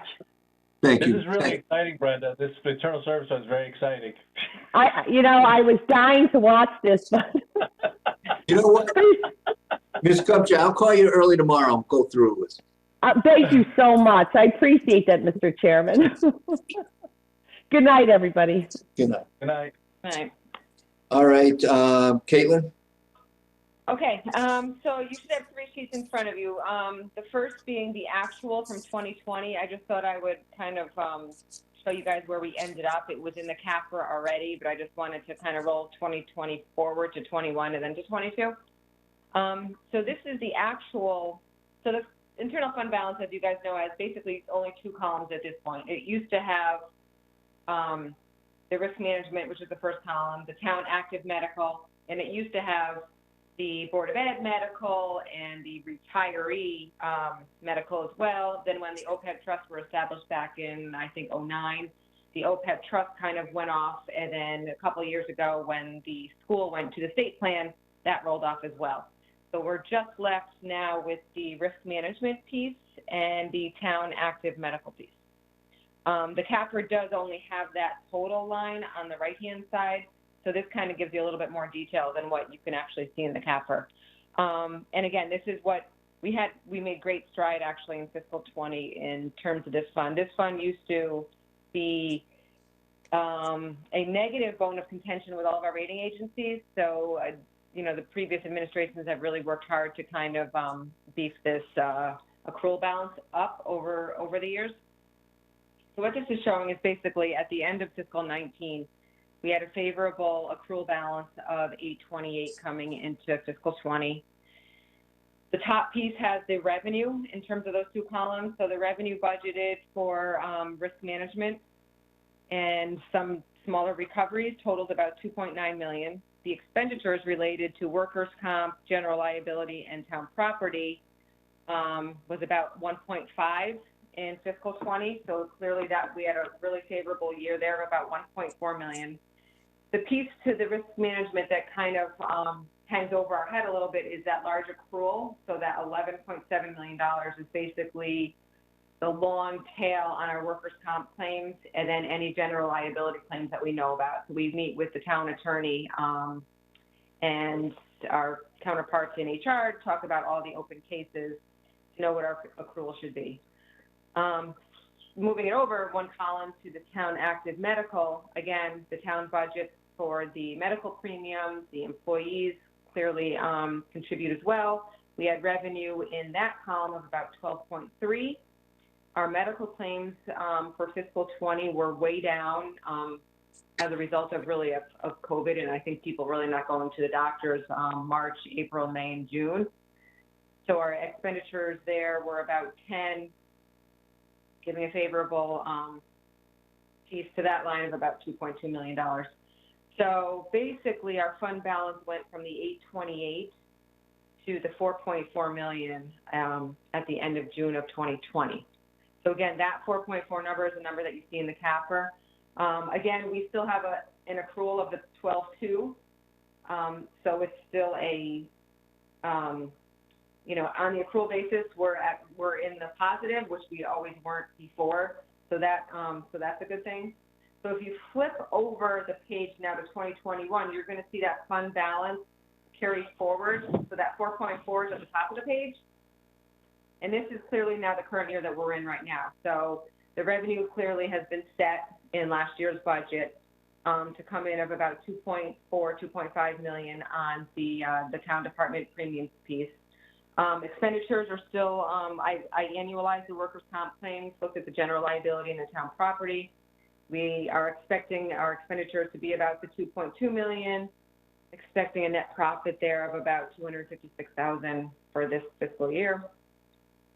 I don't know what the accrual is going to be yet in terms of the workers' comp, so I did leave the accrual the same that was in 20.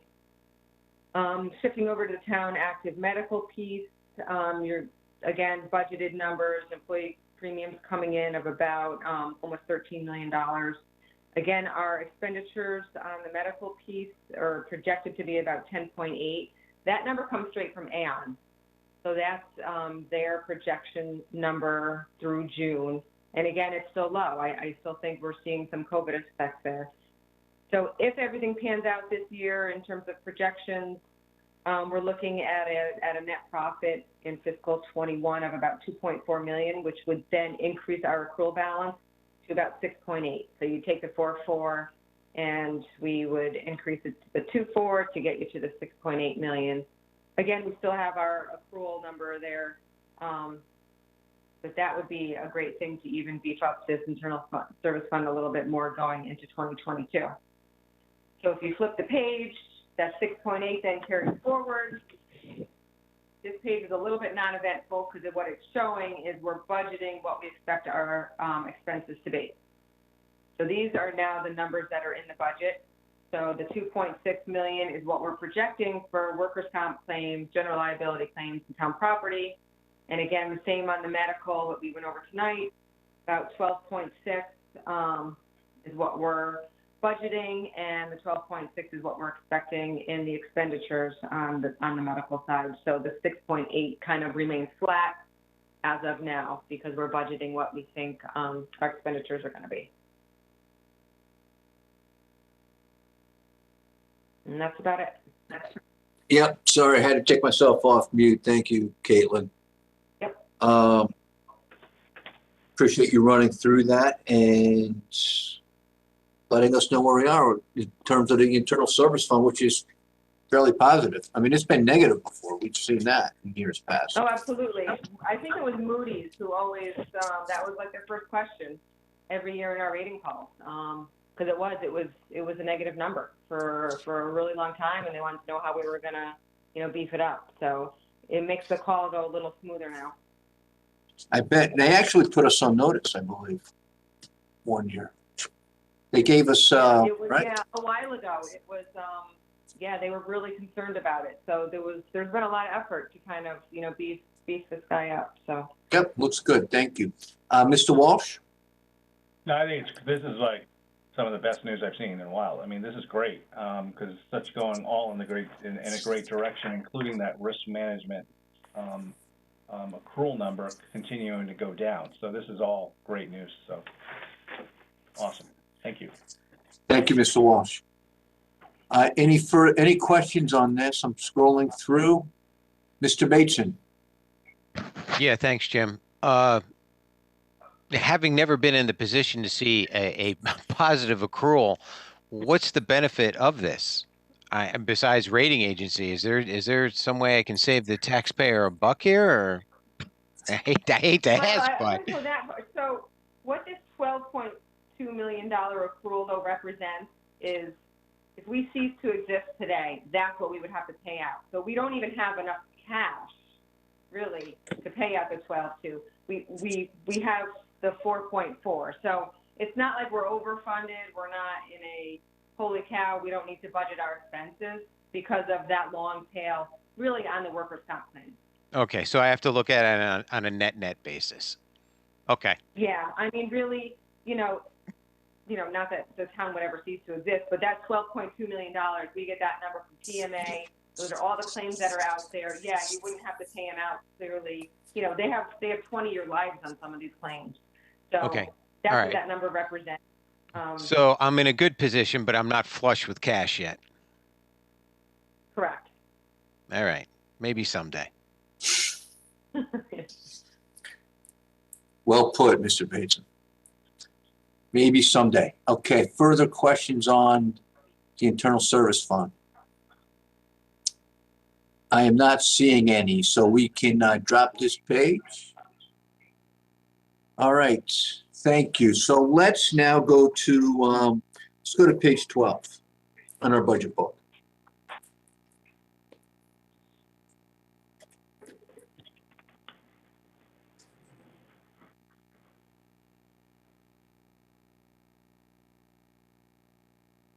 Okay, so here's where the money is.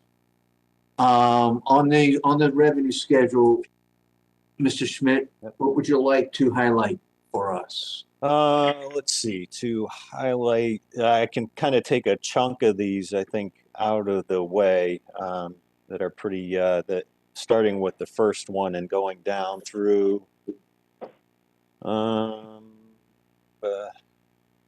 FOI income tax information 42150. These are, for the most part, grants coming from the state, and we looked at what the governor had included in his budget on most of them where we could see it, and just included that number. And there aren't a lot of differences there in any of these. So not much to talk about there unless anybody has any questions. The parking authority annual reimbursement is an average, taking an average. Return checks, fees, miscellaneous finance.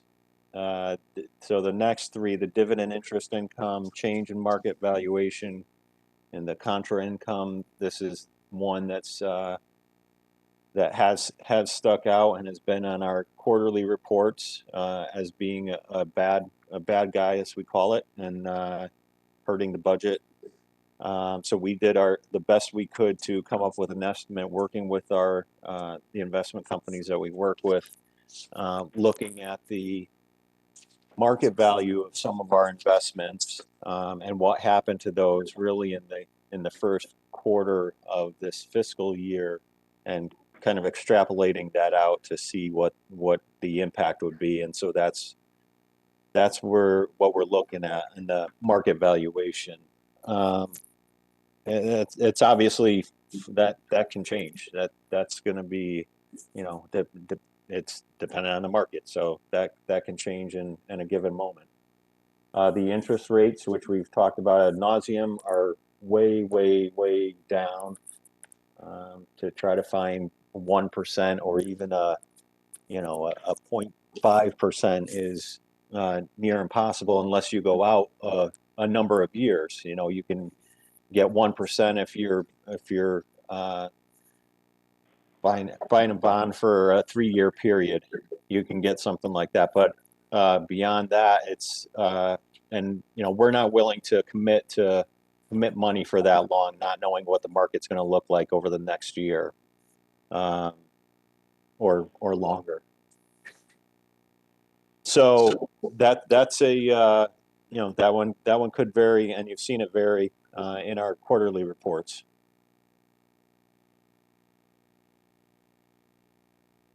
Sale of town-owned property. We have a bunch of rentals that are just sourced.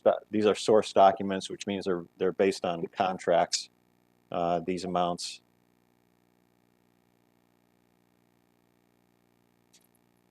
There was one that I'll point out is the Old Post Tavern, which was an expansion of their footprint and their operation.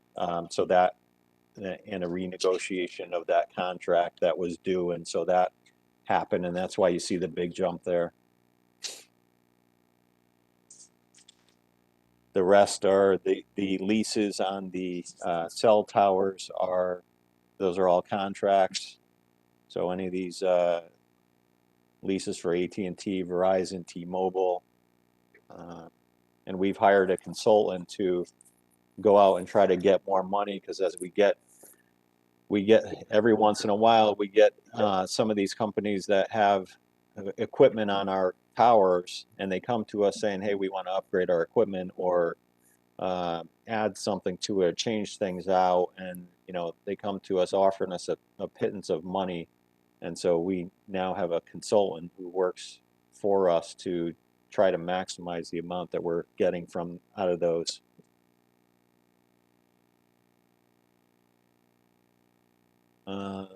Parking authority is the same.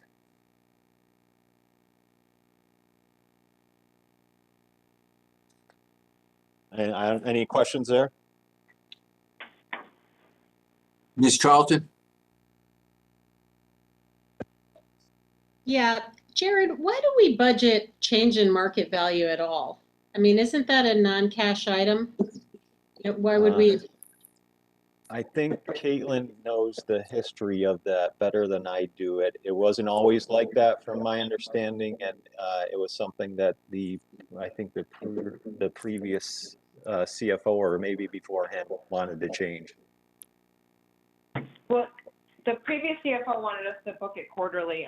Really, what they used to do, Lori, so we need to clearly, at the end of June, make sure that our investment statement equals what our balance sheet says, right? And Yeah. It used to be netted in the interest line, so it wasn't a separate budgeted line item.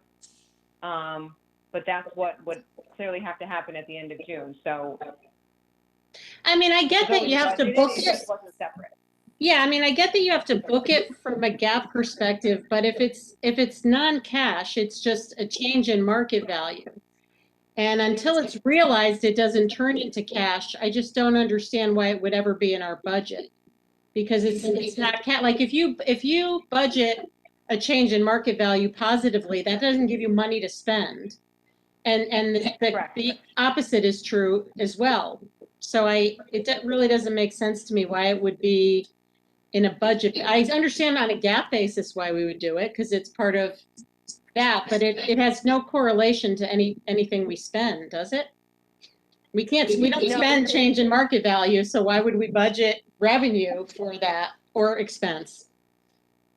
Well, we could net it into our interest, right? So clearly we're earning interest all year, every month. But that's cash though, right? Our interest is cash. Yeah. So if we budget interest, we can spend that money on expenses. If we budget market value, we can't. That's unrealized gain that we don't have that money to spend.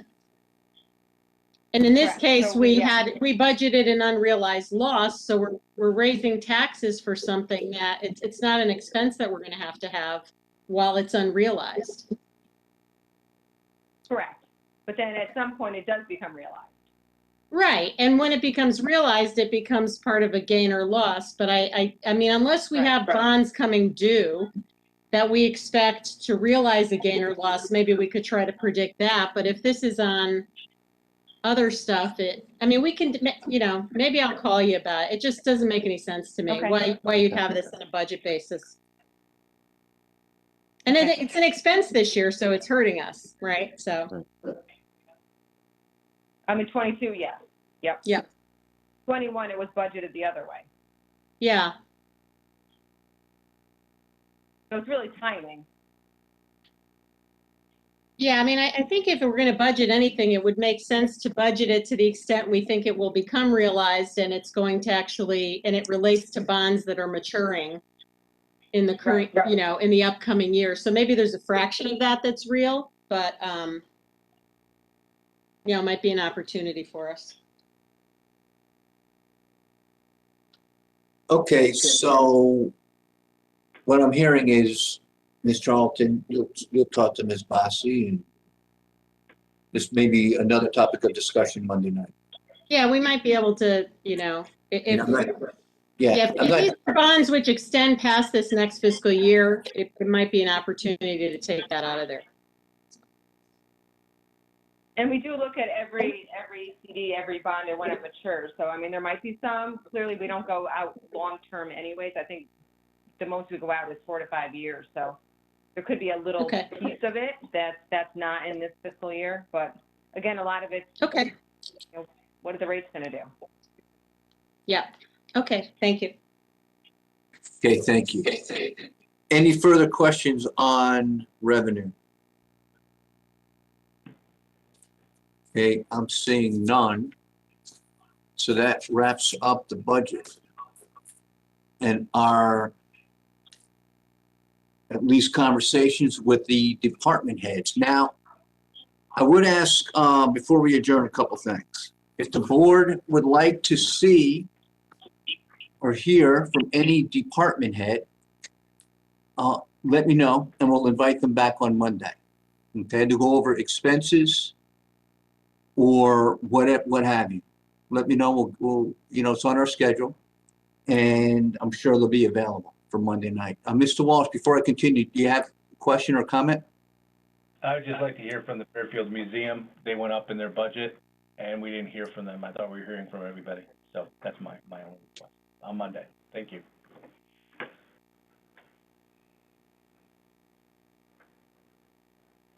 Mr. Schmidt, you write that down with me? Like I did. We'll get together tomorrow. Okay, thank you, Mr. Walsh. So you don't have to let me know now, but I would say if you could let me know at least by 2 or 3 o'clock tomorrow afternoon, latest close of business. So I don't want to tell them Monday morning or Monday afternoon. We'd like to see it if possible. Okay. But if that's the case, let me know. Okay. On another subject. So this board has always been open to the public. We look for public comment, whether through email or verbally. And this year was no different. We offer people to call in and to our WebEx and to express their comments or ideas or thoughts to this board for us to consider. And we mention that on every single agenda item, every single agenda. And a few people have called in. Now, in the past 2 years, we have not had our meeting on Saturday, meaning last year and this year, due to COVID. And so we were not looking to have that meeting for this budget season as well. Now, however, apparently, and what I'm finding out, there's a lot of town calendars out there. There's the town budget page, there's the town calendar website, and then there's our own Board of Finance webpage. And this meeting was taken off the schedule on some of the web pages, but not others. So I was going to announce tonight that for Monday, I was going to allow public comment on any agenda item. It did not matter. Now, what I'm hearing is that some people are expecting us to have this on Saturday. Now, I'm not sure if we can cover this on Saturday at this point, right? There's a lot to organize. But I'm going to make some calls tomorrow. I'd like to hear from this board if time being is Thursday night, Friday and Saturday is just a couple of days, if we should try and set this up for Saturday at 9:30.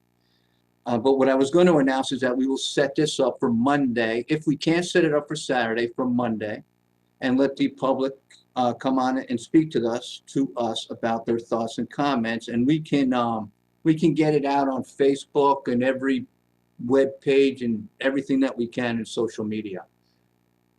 Okay, so I think what I like to do is ask the board their thoughts on Saturday or Monday.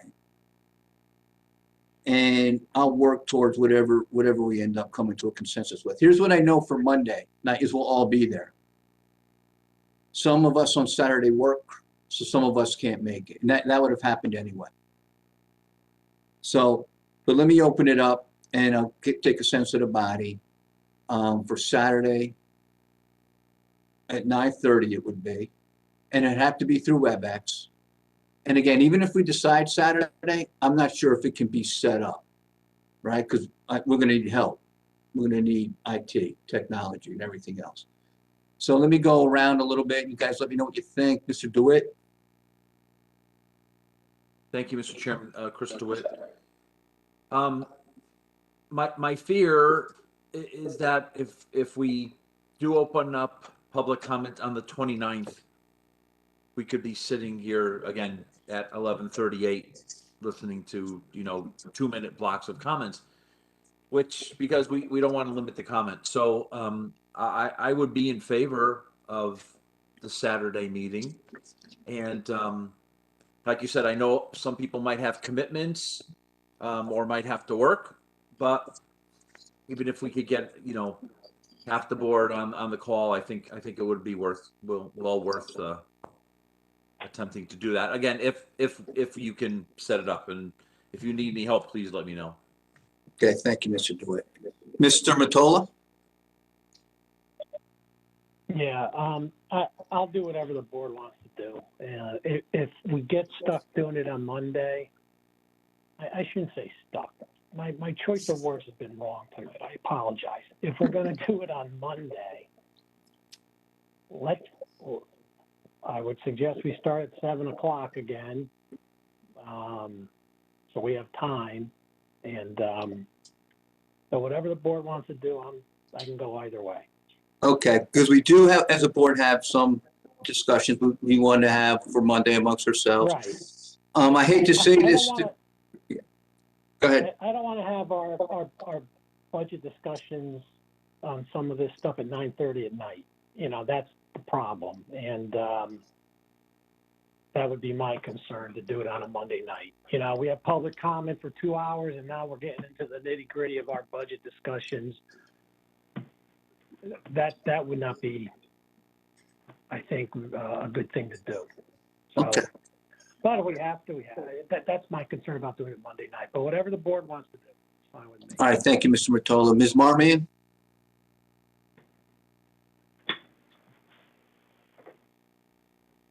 Thank you, Mr. Chairman. First, I'd like to say that I think we should make every effort to make ourselves available to the public to hear from them. So that's number one. So I'd really like to see this happen. Unfortunately, I am working on Saturday. I would not be able to join if that's what happens on Saturday, but I would, you know, if it doesn't happen on Saturday, I think we should try to make it happen on Monday. And maybe set the parameters, as Mr. DeWitt said, you know, 2 minutes tops from everybody. But it would also give, frankly, members of this board an opportunity to state their opinion on the budget. And I think that's important as well. So, thank you. Thank you, Ms. Marmion. I want Mr. Walsh. I'm available Saturday for 2 hours like normal. If we want to do it on SIP, it can be arranged. I think that would be the preferable thing to do. You know, 2 minutes tops per person, but a outside limit of 2 hours. I would also be willing to start on Monday at 5 o'clock, so we can start our normal meeting at 7 o'clock. But I think the public should have the ability to have input, even though we've given them input every single night, and only a couple have decided to take advantage. But yeah, Saturday would be preferable, but I'll do either. You know, there is an option Monday. I think 5 might be a little too early, but maybe 6 we can start if we can't set up for Saturday. And you know, if we can't meet Saturday, one advantage to Monday is we have all weekend for people to know that this meeting would happen, right? But apparently something is going to happen tomorrow, Saturday anyway, because it's on some town calendars and some web pages and not others. But okay, Mr. Walsh. Now, for what I'm hearing is you'd rather have it Saturday, but if it cannot be worked out, Monday will work for you. Let's start a little bit earlier. Yeah. If people think it's already scheduled for Saturday, let's just do it on Saturday. Let the first select woman blast it in her notice that she sends out tomorrow on Friday. Let's just get it all out and just get it done on Friday, if Saturday if possible. Okay, thank you. Anyone else like to weigh in? Okay, here's what I'm going to do. I'm going to see if we can have it Saturday. I'll make some calls tomorrow morning. If we cannot have it Saturday, we'll definitely have public comment on Monday. Okay? So, that's where we stand. Mr. DeWitt?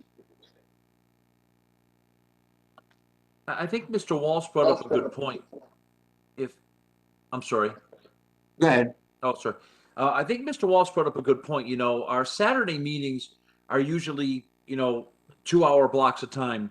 If we do have it on Monday evening, we should hold to that 2-hour restriction. Here's the restriction. We're going to have to stick to this, and this has always been, is 2 minutes. 2 minutes per person. Right.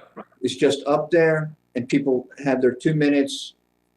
They tell us what they think, how they feel, what they'd like us to do, or at least consider, and then we keep going. So I would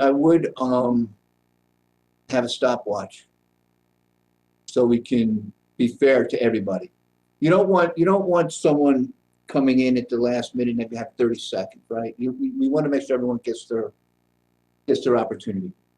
My point is, it's a 2-hour block of time, because Mr. McColl's right. We could be doing this for 4 hours, and to start talking about fund balance at 11 o'clock at night is probably not the best thing for us to be doing on Monday night, right?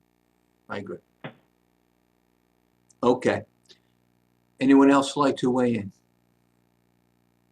Okay, so look, I want to thank Mr. Smith. Thank you for being here with us every single night. Caitlin, thank you for being here tonight.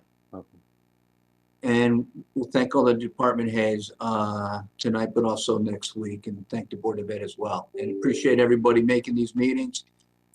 Not too bad. I'm glad we started at 7 tonight, right? We're done before midnight anyway, so very good. We'll go to item number 6, to adjourn. Can I have a motion, please, to adjourn? Ms. Charlton, seconded by Mr. Testani. All those in favor? Aye. Good night, everybody. Good night. Thank you.